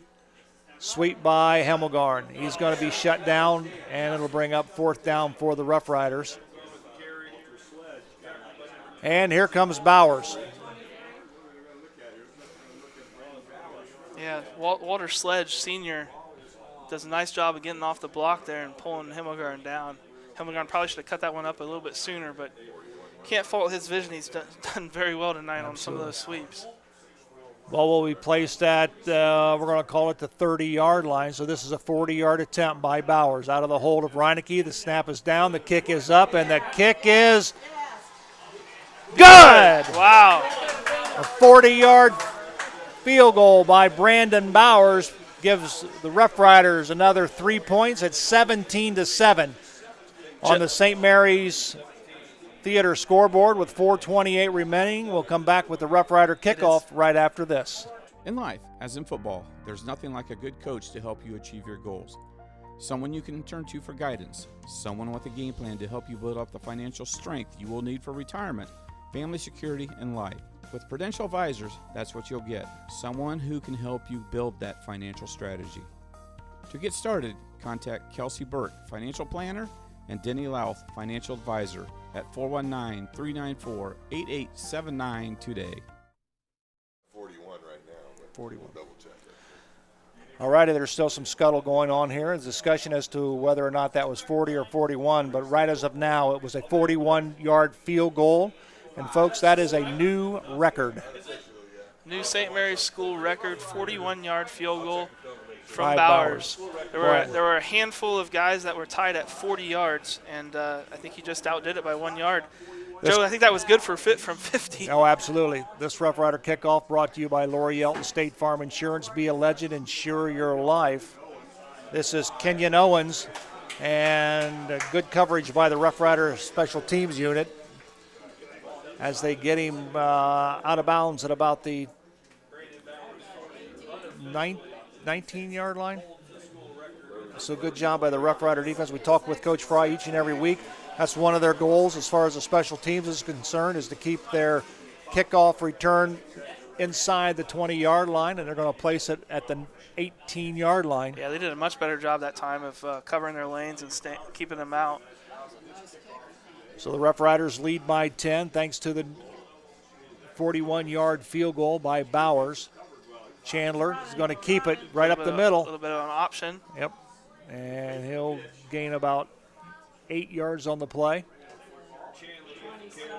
We'll give him a gain of 9 on the play, so we'll call it 2nd down and 1 for the Eagles. It's actually a good sign to me because that means that to me that they're giving up a little bit on their passing game. There's a pitch. It'll go to Payne, I believe.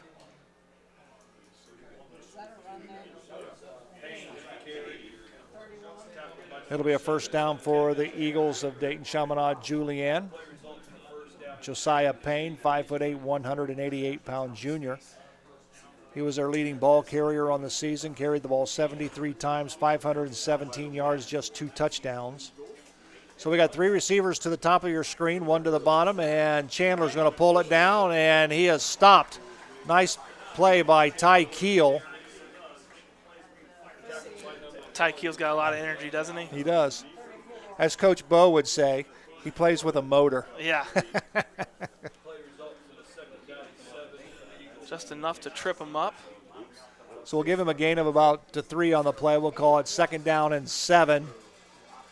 There's a pitch to Payne, and the Rough Rider defense hunts him down.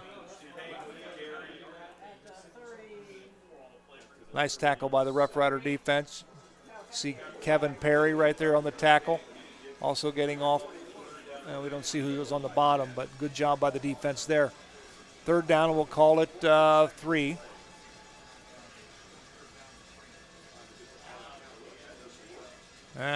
Eagles are going to change the play.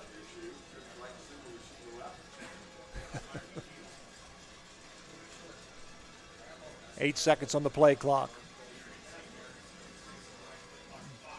Fake. They're going to go deep, and the Rough Riders have got him pinned back, and they're going to launch it out here, and it is caught. Oh, wow.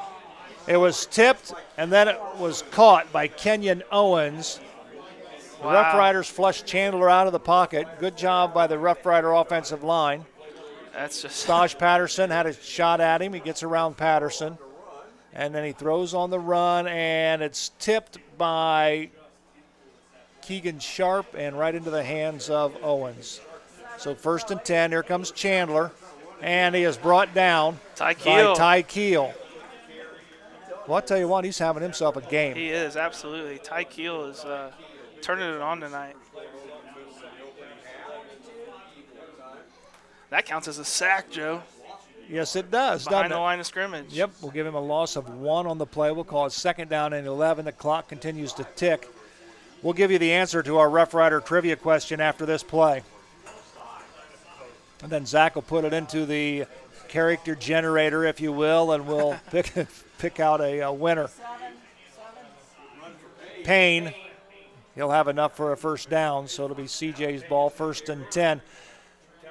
Our trivia question was this. In 1990, the Rough Riders won their first of 3 state championships in Division II. Name 2 of the teams they defeated on the road to the playoff title in 1990.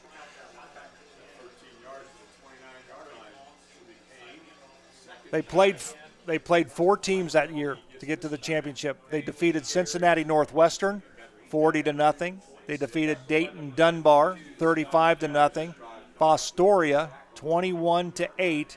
And in the championship game, defeated Columbus DeSales 14-3. So any one of those 4 teams, Cincinnati Northwestern, Dayton Dunbar, Fostoria in the semifinals, and Columbus DeSales in the Division II state championship. Got a lot of right answers, don't we? Chandler goes back across the middle, and the pass is caught by Jonathan Peltier.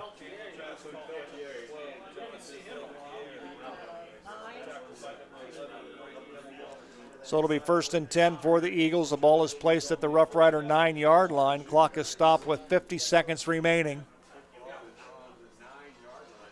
Clock now is running since the chains are set. It'll be 1st and goal at the 9.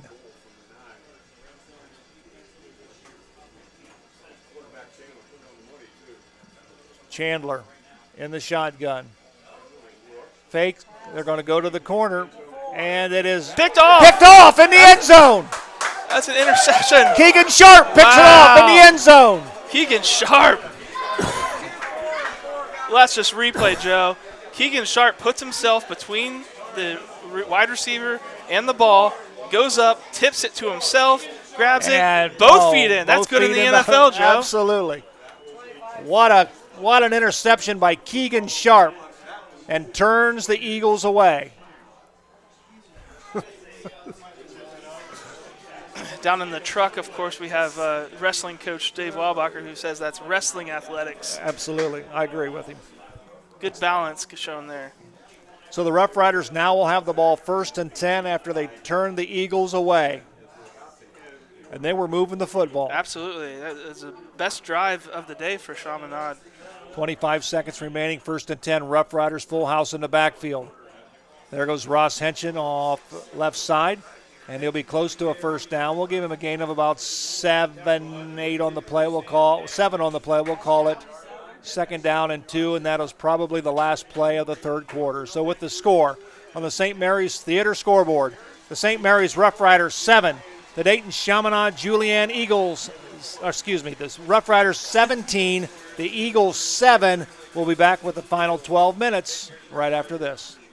St. Mary's Eagles 767 is dedicated to promoting the general welfare of the citizens of St. Mary's by giving special attention to public improvements. They are also committed to helping meet the public needs and all that relates to the betterment, convenience, and comforts of the citizens of St. Mary's. For more information on how you can become a member, call 419-394-3257 or stop in during business hours at 404 East Spring Street in St. Mary's. St. Mary's Eagles, 767. People helping people. All righty, we welcome you back to Grand Lake Health Systems Field. The Roughriders lead on the St. Mary's Theater scoreboard, 17-7. I think I told that they had 7 in all my excitement. Trying to take a couple points away from us. Yeah. Joe, we had 27 correct answers. Really? Oh, that's awesome. And the winner is Bill Wheeler. Bill Wheeler. I know Bill Wheeler. Bill Wheeler of St. Mary's. Congratulations to Bill for who did he pick? What was the 2 teams? He said Dayton Dunbar, Fostoria, and Cincinnati North. He said Northwestern? He said Northeast, but we'll give it to him anyway. Okay. All right. He had Dunbar and Yeah, Fostoria. He had Fostoria. Congratulations to Bill. He wins a large 2-topping pizza from Guarneri's Pizzeria and Pub. Quarterback sneak by the Roughriders, and he can pick up that certificate at Laura Yelton State Farm Insurance next week. Then you can walk right across the street and get your pizza. So it'll be 3rd down and 1 for the Roughriders.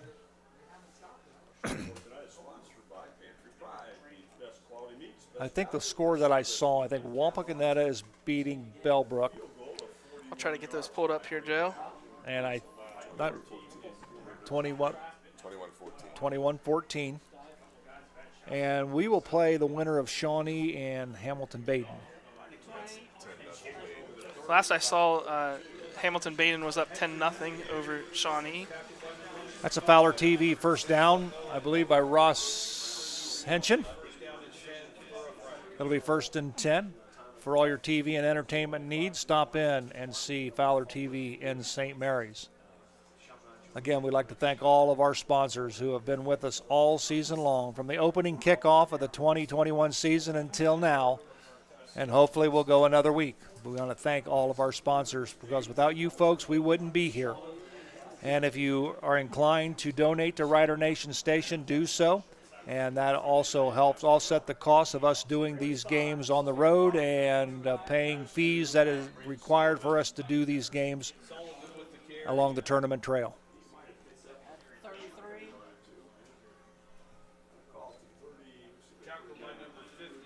Sullivan on the carry.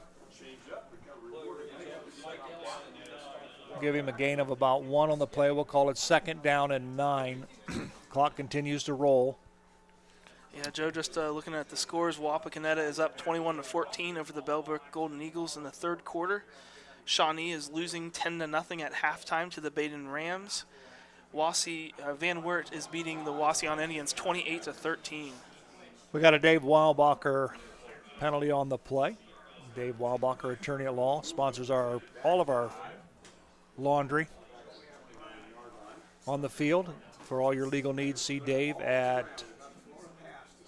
or call him, I should say, at 216-225-9181. The false start on St. Mary's. Didn't see who did it, but heard the whole home stands groan. So it'll be 2nd down and 14. The ball is placed at the Rough Rider 28-yard line. We'll see if the Rough Riders can overcome this bugaboo. Hinkle. He'll get most of it back. That'll do it, Joe. 13 yards will help you out. Absolutely. So we're going to call it 3rd down and 1 for the Rough Riders. That is just great downfield blocking. Himmelgarn, see Ryan right there, number Myers 11, down there. Ryan Meyer. I did happen to run into Kurt. Was he back? He's back. All right. I told him we saw him at the beach. His photo from the beach. It'll be 3rd down and short. Look for a quarterback sneak. Nope, we'll give it to Hinkle. Hinkle's going to be. It's going to be close. It's going to be close. Rough Riders say the momentum gives him enough for the 1st down, but we'll have to see where the officials mark it. Yeah. And they're going to give him a Fowler TV 1st down, so they'll move the sticks. 9:04 remaining on the St. Mary's Theater scoreboard. St. Mary's taking their time, letting that clock keep going.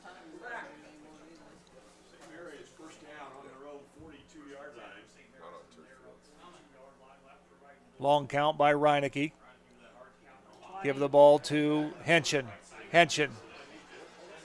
He's going to be tackled at about the 49-yard line. We'll give him a gain of about 6 or 7 on. We'll give him a gain of 7 on the play. We'll call it 2nd down and 3. And I'm going to tell you, Zach, there's nobody in the secondary on that particular play. They were all within 7 yards of the line of scrimmage. No, that's just all 11. Yeah. And they still gained 7. So that's just really hats off to the offensive front.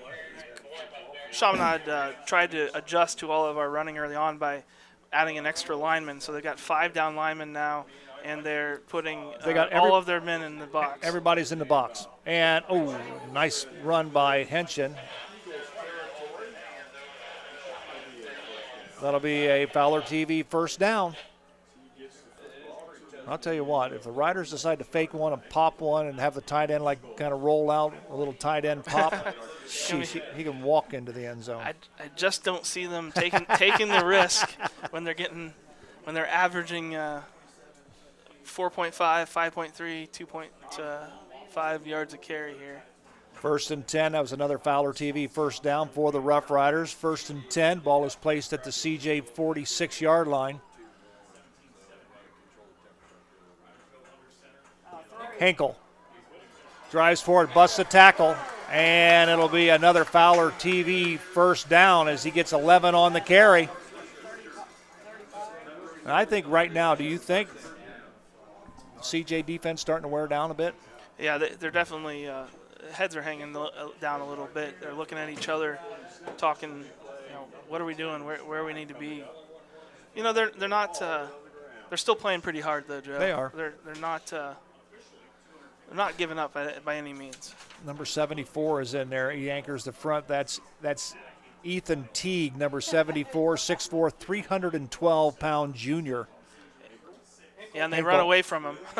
Hinkle will back in and gain about 5 or 6 yards.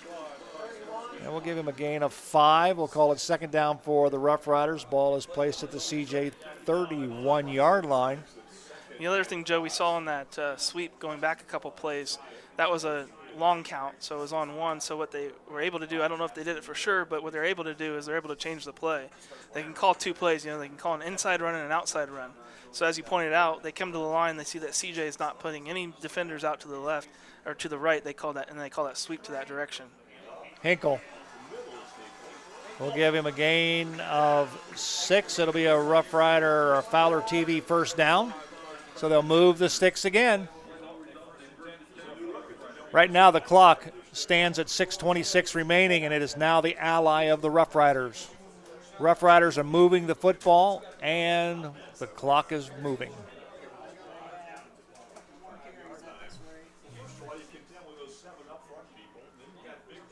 Craig Stutler checks into the ball game. He's going to split wide to the left for the Roughriders. Here comes Hinkle. And we'll give him a gain of 6 on the play. We'll call him a gain of 6. We'll call it 2nd down and 4.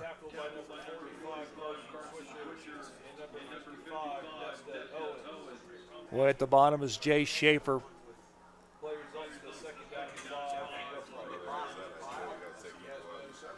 Looks like a helmet came off there. I don't know if he's got to come out or not. That's a little equipment problem. So Ross Henchen will check in for Hinkle. Fortunately, the play clock, I don't know, they reset the play clock. Okay. Yeah, it looked like the turn, give CJ the ball guy. to Ross Henchen. Henchen still on his feet to the 5-yard line where he's brought down by Sam Downing, or he would have been standing in the end zone. Joe, there's part of me that's okay with that because we're going to have a chance here to maybe take off another 30 seconds, a minute. Absolutely. Minute and a half. Ball is placed at the 5-yard line, 1st and goal. Yeah, 52 kind of shrugs to 74 there and just says, what do we do, guys? They're Absolutely. Coming right at us all game. Reinecke, quarterback sneak. We'll give him a gain of about 4 on the play. He almost scores from 5 yards out.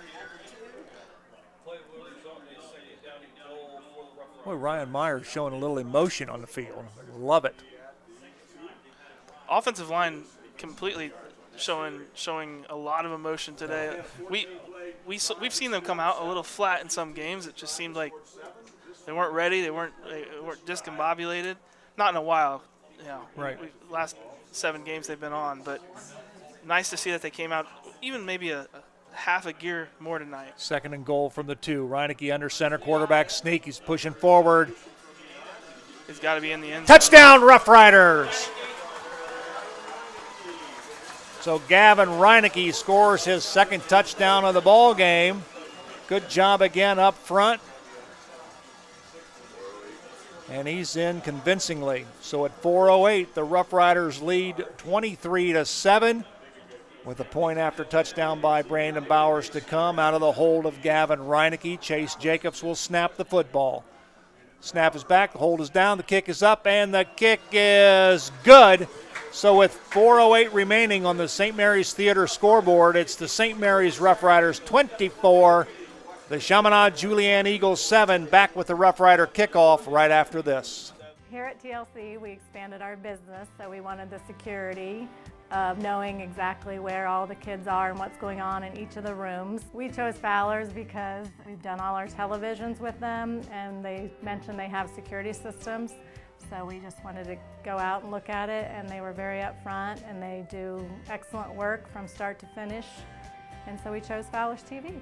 It's been great for us here at TLC Learning Center, and Fowler's TV would be great for anyone.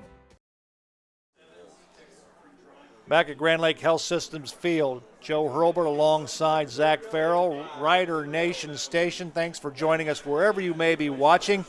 The Roughriders lead convincingly 24-7 over the Dayton Chaminade Julienne Eagles on the St. Mary's Theater scoreboard. This Roughrider kickoff brought to you by Lori Yelton, State Farm Insurance. Be a legend, insure your life. Lori Yelton, State Farm Insurance. Bowers, high short kick. It'll come down into the hands of Kenyon Owens.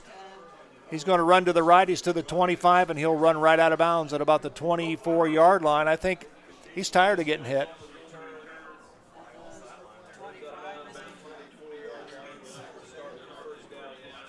Some sort of flag on the side there. I don't know if he said something to the chain guys or I didn't see any St. Mary's players around, but when Kenyon ran out of bounds, Well, we've got a Dave Weilbacher penalty flag brought to you by Dave Weilbacher, attorney at law.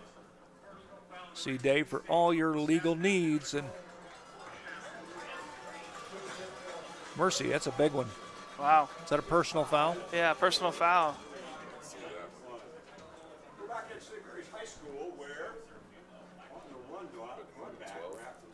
4:02 remaining on the St. Mary's Theater scoreboard. 24-7, your Riders on top. Yeah.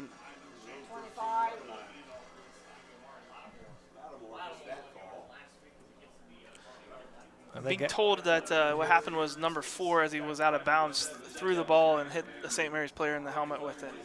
No, that real. It looked intentional. It wasn't on accident. That'll get you a flag.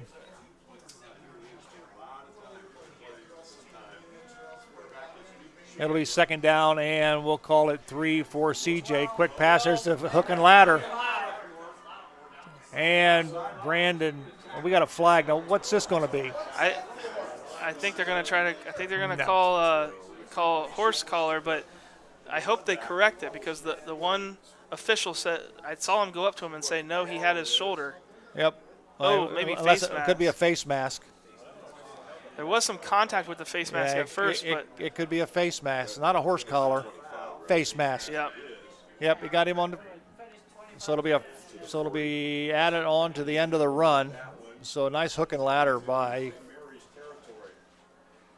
Chaminade Julienne Eagles. Although Hemmelgarn read it real well and ran it down, but he just grabbed a little extra piece of equipment. St. Mary's has seen that hook and ladder be successful for them in years past. Fortunately, wasn't for a touchdown like St. Mary's ran it for a lot of times.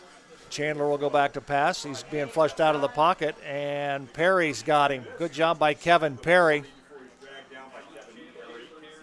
They'll give him a gain of about 8, so we'll call it second down and 2.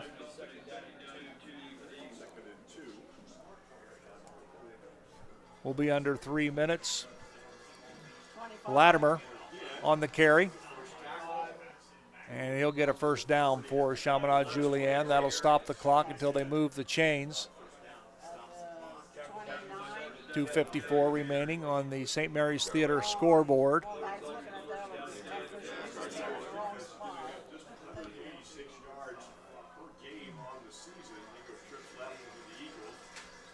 Three receivers to the left, one to the right. They're going to go up top all the way to the end zone. Touchdown, Chaminade Julienne. Pass was complete to number 27. That is Butter Johnson. He just ran a straight fly pattern down the sideline. Got by Sharp, and nice pass by Luke Chandler. Nothing fancy to it. Just nothing fancy to it. Just outran him. So the point after touchdown coming. And to do the kick is number 69. That's Jake Bridget. Point up, kick up, and it is good. So on the St. Mary's Theater scoreboard with 2:41 remaining, it's the St. Mary's Roughriders 24, the Chaminade Julienne Eagles 14, back right after this. Guarneri's Pizzeria and Pub has partnered with Rider Nation Station this season so that every Friday night, Guarneri's can be Rough Rider Football Central. Guarneri's will be streaming Rough Rider football live every Friday night at 7, paired with your favorite Rider aid. Make sure to call and make your reservations now to ensure yourself a good seat. Call Guarneri's at 419-394-2244 and make your reservation today. Minster Bank, helping people achieve financial success, and supporter of the Rider Nation and St. Mary's community. Already back at Grand Lake Health Systems Field, Joe Hurlbert, Zach Farrell. Chaminade Julienne Eagles score. And the point after was good. They draw within 10, 24-14 on the St. Mary's Theater scoreboard. This kickoff return brought to you by Lori Yelton State Farm Insurance. Be a legend, insure your life. It went 10 yards. Nice job by the Rough Riders special teams units. They caught that one in the air. And you know what? That's unique. I mean, he does a full leg kick. He does a full leg kick and pops this ball right up in the air. Boom. And straight up. I wasn't able to see if that was. Did he drive? He didn't drive it into the ground. He didn't drive it into the ground. He kicked it up in the air. I think that would have been kick-catch interference. So even if he hit him, I really think it was close enough to be called. Oh, that's a question for you. We could call over our expert.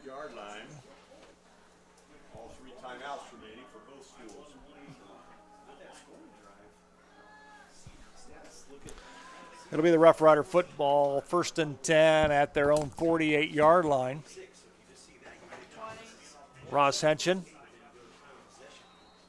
will give him a gain of about 1 on the play. Clock is stopped. I believe CJ called timeout. So with 2:35 remaining on the St. Mary's Theater scoreboard, we'll take a break. The Rough Riders lead 24-14, back right after this. Miller Funeral Home has been serving the Rough Rider community in its time of need since the 70s.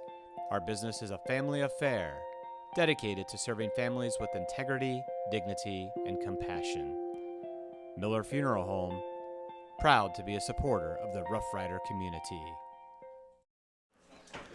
Alrighty, we're back at Grand Lake Health Systems Field. You had an opportunity to talk with Mark Sisko, and that could have been interference. Yeah, it could have been catch interference there on Shamana Julian because the ball did not hit the ground first. It wasn't live. It was a pop-up kick. Right.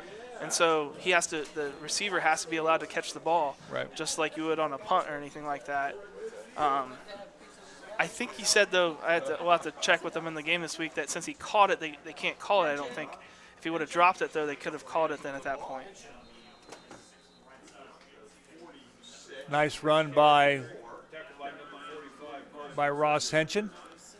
Joe, we have a little update in some of the games. Hamilton-Baden Rams are leading 17-0 over the Shawnee Indians. Van Wert Cougars are leading 34-13 over the Wauseon Indians. And the Bellbrook Golden Eagles have taken the lead 28-21 over the Wapakoneta Redskins in the third quarter. Well, the Chaminade Julienne Eagles call another timeout with 2:31 remaining here in the football game. They trail 24-14. Let's take a quick 30-second break. We'll be back right after this. Since 1981, Plus One Professionals has serviced St. Mary's and the surrounding area and are ready to meet your real estate needs. They know the real estate market and can help you. Whether you're moving in, moving out, or around the area, Plus One Professionals are ready and eager to help you sell or buy your new home. They operate with the highest level of professionalism, expertise, and honesty as they help make your real estate dream a reality. Call Plus One Professionals at 419-394-7402 in St. Mary's today.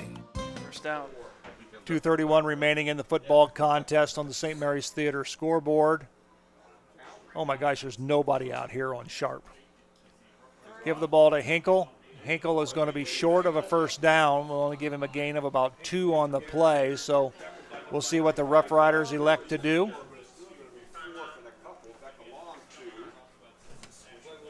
Another timeout called. I believe this is by Dayton Chaminade Julienne. Should be their last timeout, Joe. That'll be their last timeout of the football game. Yep. That is it. So with the score, the St. Mary's Rough Riders 24, the Eagles 14. On the St. Mary's Theater scoreboard, back right after this. Colder weather is just around the corner, and you want to make sure your family's vehicle is tuned up and ready to go. Rabel's Auto Service has been voted the best auto repair center in St. Mary's the last 3 years. And did you know they will pick up and deliver your vehicle for free? Give Rabel's Auto Service a call at 419-394-1624 or stop in and see Jeremy at 1610 Salina Road in St. Mary's.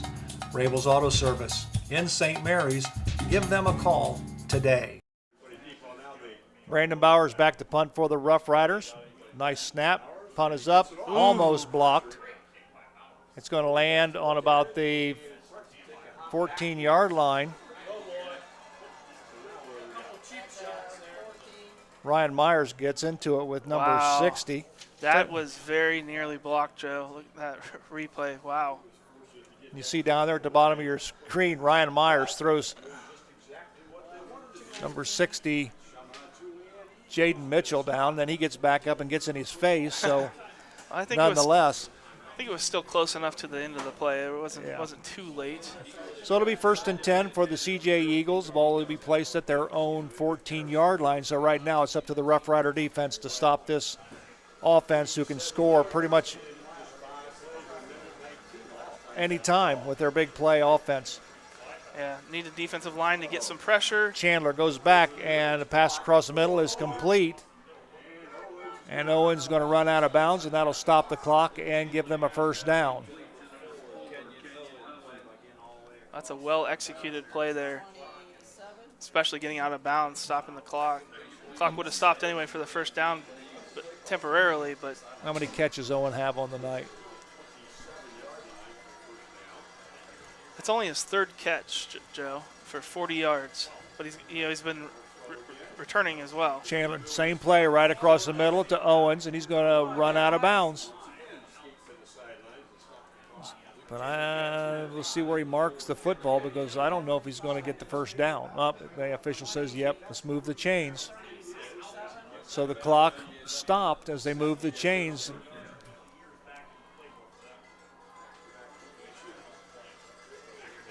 No pressure on Chandler from the defensive front. Gives him a lot of time to look over his receivers. Chandler. Some pressure goes there. Across the middle, Ooh. and his Rough Riders got a little pressure on him, and of course forced him to throw a bad pass, almost picked off. There comes Giesecke. It was close. Ball was knocked down by Bowers, I believe. Nope, that's Sullivan. I think Sullivan might have took a interception away. Bowers had was jumping in front of it, and Sullivan knocked it down. That's okay, though. We'll take an incomplete as well. Good pressure. Flushed outside the pocket. Pass is complete. To Owens.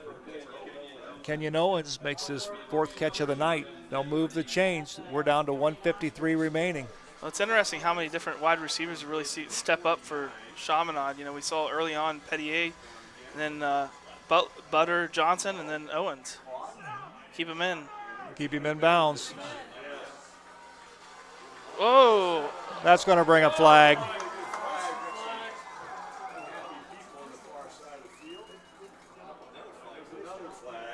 There's 2 flags on this one. This could be offsetting penalties.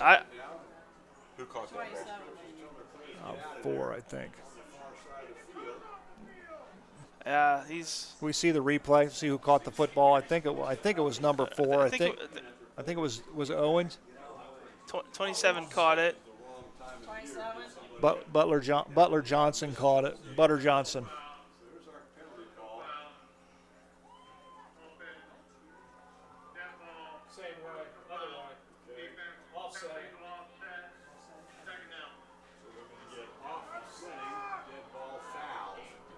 So 1:36 remaining, offsetting penalties.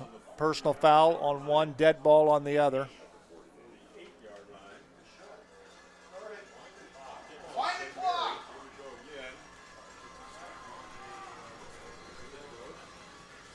So Chaminade Julienne will have it 2nd down and 9. Chandler goes back, and he's going to run out of bounds. Good defensive coverage by the Rough Riders secondary.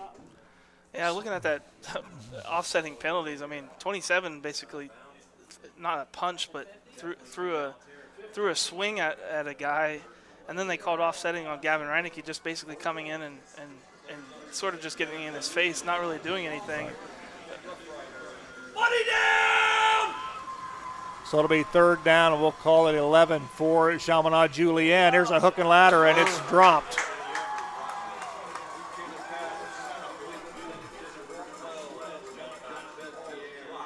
Well, we're seeing a good battle here from Chaminade right to the very end. Yep. This is a well-coached team. A lot of really good athletes and a lot of great sides. That last pass was intended for Peltier, and of course the Rough Riders have got to be aware of that hook and ladder. It'll be 4th down for CJ, 4th and 11. They also got to watch that screen. Ball at the 50-yard line. Chandler is going to pull it down, and he's going to run for a first down, and then out of bounds he goes. So that'll stop the clock at 1:17. They'll move the chains.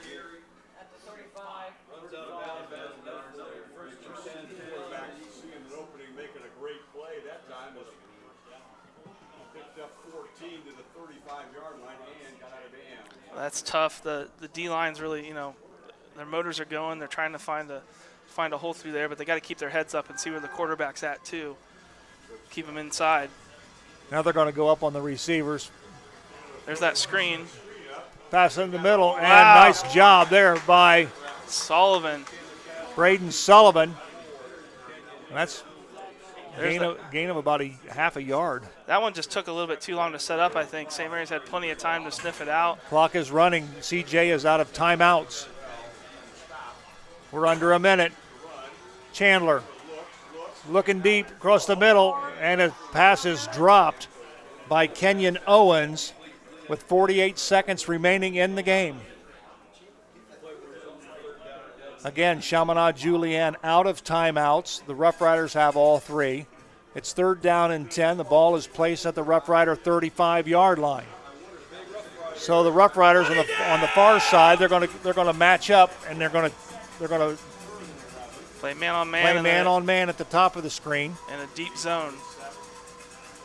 Chandler goes back. He looks to the left, and he's going to run. He'll get the first down, then he'll run out of bounds. I think St. Mary's even had one of their defensive linemen spy him, but he got caught up behind some of the O linemen and can't get over there. Kevin Perry pushes him out of bounds, but not before he reaches the Rough Rider 24-yard line. It'll be 1st and 10, CJ, 42 seconds remaining. Chandler, pressure. He gets away from Giesecke, and he's going to puts a move on, and then he runs out of bounds, but not after he picks up the first down.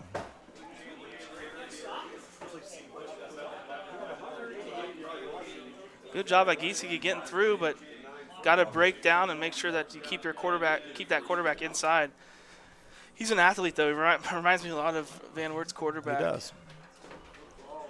So it'll be 1st and 10 for the Eagles. The ball is placed at the Rough Rider 13-yard line. Chandler goes up. He's going to the corner, and it is incomplete. Nice coverage from Keegan Sharp. Again, puts himself in a good position. I think that was Reinecke. No. Oh, no. Yeah, it's 4. Yep. Okay, Keegan Sharp. There's Reinecke. Reinecke's there. Yep, Keegan Sharp and Reinecke both there, but Keegan Sharp does the job defensively. So it'll be 2nd down and 10. The ball is at the 13-yard line, 27 ticks remaining.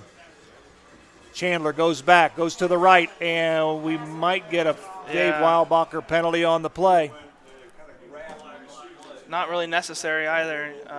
Ty Keel just a little bit too much contact before the ball gets there. Yeah. And the ball was, underthrown, so it wouldn't have. I don't think it would have made a difference if you let him go. But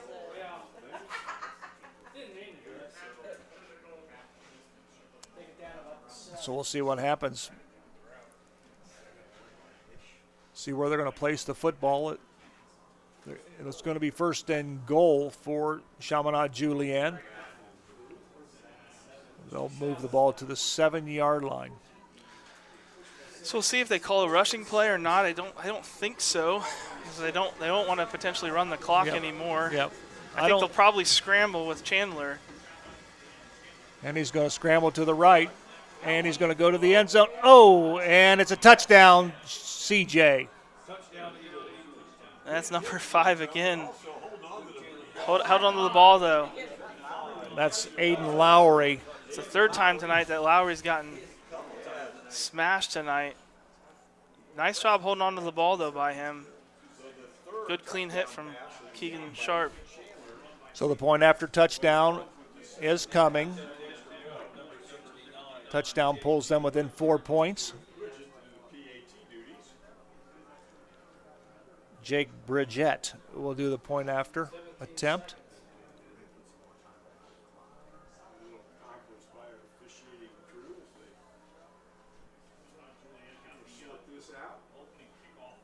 It's correct. Please put 22 seconds on the clock. No! 22 seconds on the clock. They're going to put 22 seconds back up on the clock. Much to the dismay of the clock operator up here in the press box. Kick is up, and the kick is good. So with 22 seconds remaining, it's the St. Mary's Roughriders 24, the Dayton Chaminade Julienne Eagles 21 on the St. Mary's Theater scoreboard. We'll take a break. We'll be right back right after this. And speaking of great teams, St. Mary's Foundry would like to thank its very own team of hardworking employees for their loyalty and dedication. If you're looking for rewarding challenges and first-string wages and benefits, check us out at stmfoundry.com or on hometownopportunities.com. St. Mary's Foundry, where iron and ingenuity meet. All righty, back at Grand Lake Health Systems Field. This is pretty much going to be the ball game right here. This kickoff return is being brought to you by Laura Yelton State Farm Insurance. Be a legend, insure your life. It's very simple. If the Roughriders recover the onside kick, all they'll have to do is take a knee, and this game will be over. Yeah, no timeouts left for Chaminade Julienne. This is the game. Well, we got an official coming in. We got St. Mary's calling a timeout. So we'll take a real quick break. We're going to come back with the Eagle kickoff right after this. Speckman Automotive with stores in St. Mary's and Wapakoneta is your one-stop shop for all your automotive needs. Family run since 1960. Speckman Automotive upholds the tradition of blending old-fashioned customer service with modern technology that the customers expect and deserve. Shop local. Shop Speckman Automotive. All righty, we welcome you back to Grand Lake Health System Field. Joe Hurlbert, Zach Farrell, 24-21 on the St. Mary's Theater scoreboard. As we look at some of the scores around the region, of course, the Bellbrook Golden Eagles are leading the Wapakoneta Redskins 35-21. That game is in the fourth quarter. And the Hamilton Baden Rams are leading the Shawnee Indians in the third quarter 17-0. And, of course, the winner of this game will take on the winner of that. And in all practicality, it looks to be the Hamilton Baden Rams unless Shawnee Indians mount a monumental comeback. But right now, the Roughriders have got to handle this onside kick. Oh. Ball is loose, and CJ's got it. The St. Mary's Roughriders had two players go after the football. One knocked the other one away, and the ball came loose. And we'll see what's going to happen as they unpile the players from the field. And we'll see what happens. Braden Hemmelgarn comes away with the football. Roughriders got it! And that should just about do it, as the Roughriders, all they have to do is take the ball and kneel, and this ball game is over. You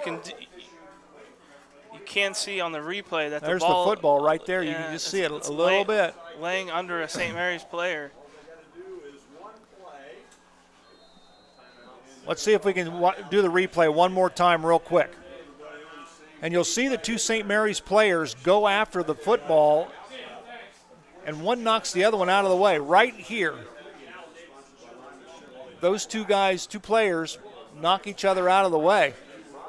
I think if one person would have had it, it wouldn't have been so hectic at the bottom of the pile. But fortunately for the Roughriders, they come away with the football, and that should just about do it. Yeah, you can see right there at the end there, 32-11. Schaefer and Hemmelgarn, yep.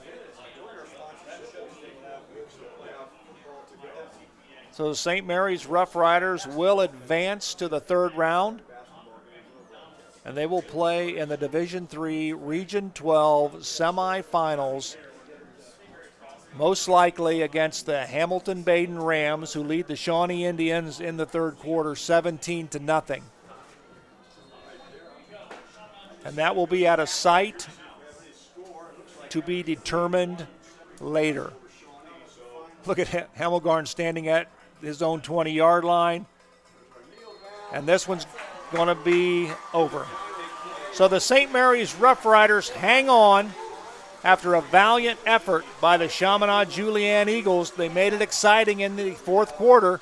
The Roughriders will win it 24-21 to advance to the Division III regional semifinals at a place to be determined by the OHSHAA. It's probably going to be due to proximity of the two teams. Hopefully they'll find a location. We'll bring that to you, and hopefully Rider Nation Station will get the opportunity to go along with the Roughriders and bring it to you. There's no guarantees at this point in time. So the final score here at Grand Lake Health System Field on the St. Mary's Theater scoreboard, the St. Mary's Roughriders 24, the Dayton Chaminade-Julienne Eagles 21. We'll be back to wrap things up right after this. Hello, I'm Dr. Robert Spees. Welcome to Spees Chiropractic and Wellness Center. As a family practice, Spees Chiropractic welcomes in patients of all ages. Whether this is your first time or you've done this before, Dr. Spees and his compassionate staff are here for you. What makes Spees Chiropractic unique is their three-tier approach. By using chiropractic care alongside massage therapy and physical therapy, all your healthcare needs will be treated compassionately and comprehensively.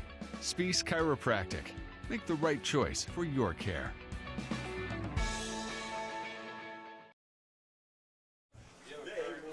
All righty, back at Grand Lake Health Systems Field where the Roughriders win it 24-21 to improve their record to 10-2 on this season. Zach has a look at some of the numbers in the ball game. Of course, the CJ Eagles in the fourth quarter made it a little bit interesting, didn't they? Yeah, it was kind of disappointing there from St. Mary's. You want to see your offense and defense kind of put the nail in the coffin and stop things there. But win in advance, start preparing for next week. Absolutely. And really, I think what you take from this is that for most of the game, really until the end there, it was a pretty good dominance by St. Mary's, especially on the line. And you hopefully take that down into one of CJ's competitors, probably going to be Hamilton-Baden that St. Mary's plays next week. You look at that and you say, I'm not so scared of the number one seed anymore because we just took it to a very good team in Dayton Chaminade-Julienne. So this is our Hewer Renovating post-game show. For all your home renovation needs, give Hewer Renovating a call at 419-394-8643. And Zach, let's take a look at some of the numbers in the ballgame. Looking at first down, St. Mary's had 20 to Chaminade-Julienne's 19. Total yards, St. Mary's 292, but Chaminade-Julienne 305. Wow. Chaminade-Julienne had 19 completions on 29 attempts for 1 interception and 3 touchdowns. Chaminade-Julienne had 215 passing yards. St. Mary's had none. Rushing, St. Mary's had 63 rushes for 292 yards, 20 for Chaminade-Julienne for 90 yards. Penalties, St. Mary's, both teams really tonight. St. Mary's 6 penalties for 41 yards. Chaminade-Julienne 7 penalties for 63 yards. Third down conversions, St. Mary's was 10 for 13. Chaminade-Julienne 4 for 8. Punts, St. Mary's had 2 punts for a total of 73 yards, 43 yards being the longest. CJ had 3 punts for 119 yards, 51 yards being the longest. Average drive start, St. Mary's at the 31.6 yard line, Chaminade-Julienne at the 30-yard line. Time of possession still stayed heavily in St. Mary's favor. 32 minutes, 36 seconds for St. Mary's to 15 minutes and 2 seconds from Chaminade-Julienne. Individually, rushing for St. Mary's, Ross Hinchin, 31 rushes for 148 yards. Wow. Longest was a 15-yard run. Really carried the team tonight. Aiden Hinkle as well, though. 16 rushes for 86 yards, and those were very tough 86 yards. His longest was a 13-yard scamper. Gavin Reinecke had 8 rushes for 20 yards. His longest was a 4-yard rush. That was all those QBs. I looked at that for a second, Joe, and I thought we didn't see a boot. We didn't see a quarterback keeper on the outside. How did he have 8 rushes? I forgot. We had all those quarterback sneaks. Braden Himmelgarn, 5 rushes for 33 yards. Braden Sullivan, 2 rushes for 7 yards. No receiving on St. Mary's side. Looking at the CJ side, Rushing-wise, Luke Chandler, their quarterback with the most rushes, 11 rushes for 48 yards. Josiah Payne, 5 rushes for 23 yards. Amari Lattimore, 4 rushes for 19 yards. Receiving on the CJ side, Jonathan Peltier, 6 catches on 9 targets for 68 yards. Kenyon Owens, 6 catches on 11 targets for 63 yards. And Quentin Butter Johnson, 5 catches on 5 targets for 53 yards. Well, that's our numbers, brought to you by Hewer Renovating. For all your residential home improvement needs, give Hewer Renovating a call at 419-394-8643 for all your home renovation needs. Well, that's going to do it here from Grand Lake Health Systems Field. The Roughriders move on to take on what we foresee to be the Hamilton-Baden Rams at a site to be determined, unless the Shawnee Indians mount a monumental comeback. They trail right now, I believe, 17-0, and that ball game is in the third quarter. It could be in the fourth by now. But I'll tell you what, we want to thank everybody for... it's final, Joe. It is a final. So the Hamilton-Baden Rams defeat the Shawnee Indians by a score of 17-0, and that will now match the St. Mary's Roughriders against the Hamilton-Baden Rams at a site to be determined by location and to be announced later. Hopefully, Rider Nation Station will get the nod to... Rider Nation Station will get the nod to go along with the Riders if there's room for us in the press box, or if we're not, if another station is their priority. So that's going to do it here from Grand Lake Health System Field. We want to thank Athletic Director Jim Holman and his staff, Andy Rammel, who does the stats, along with Carol Brown, gives them to us in real time. We want to thank them for what they've done in accommodating us all season long. We can't thank them enough. Yeah, absolutely. But we thank mostly our sponsors, who hopefully will join us again as we travel down the road, as we follow these Rough Riders. So once again, our final score from Grand Lake Health System Field in the Division III Region 12 quarterfinal game. It's the St. Mary's Rough Riders 24, the Dayton Chaminade Julienne Eagles 12. For an entire Rider Nation Station crew, my colleague Zach Farrell, I'm Joe Hurlbert. Until next week, so long, everybody. Friends of the St. Mary's Theater need your financial help to secure a state grant, which we need to raise $500,000 in individual contributions by the end of 2021. Any donation is welcome, and suggested donations, which can be pledged, are $200, $1,823, $2,023, and beyond. Send a check to Friends of St. Mary's Theater, P.O. Box 382, St. Mary's, Ohio, or visit us at grandoperahouselive.com to make an online payment to the 501c3. See more on our Facebook page at Grand Opera House Live. The time is now to make this happen. Unique Awards and Signs, here to take care of your signage, graphic award, and gift customization needs. From banners for your graduate or corporate sponsors to awards recognizing those dedicated employees or champion sport teams. Stop in at 1865 Salina Road or call us at 419-394-1612. Vogel's Bake Shop, making thousands of fresh donuts daily, open 7 days a week with stores in St. Mary's, Salina, and Walpock. Also now found in Wagner's IGA in New Bremen, Minster, and Fort Laramie. VFW 9289's mission is to honor all veterans, past, present, and future. Come on out on Football Friday nights to watch the live stream of Rough Rider football. VFW 9289, a proud sponsor of Rider Nation. Damon calls the signal. Long count at the line. Damon. VFW 9289's mission is to honor all veterans, past, present, and future. Come on out on Football Friday nights to watch the live stream of Rough Rider football. VFW 9289, a proud sponsor of Rider Nation Station. Thanks for watching another episode of Rider Nation Station. Help us help you by subscribing on YouTube or following us on Facebook.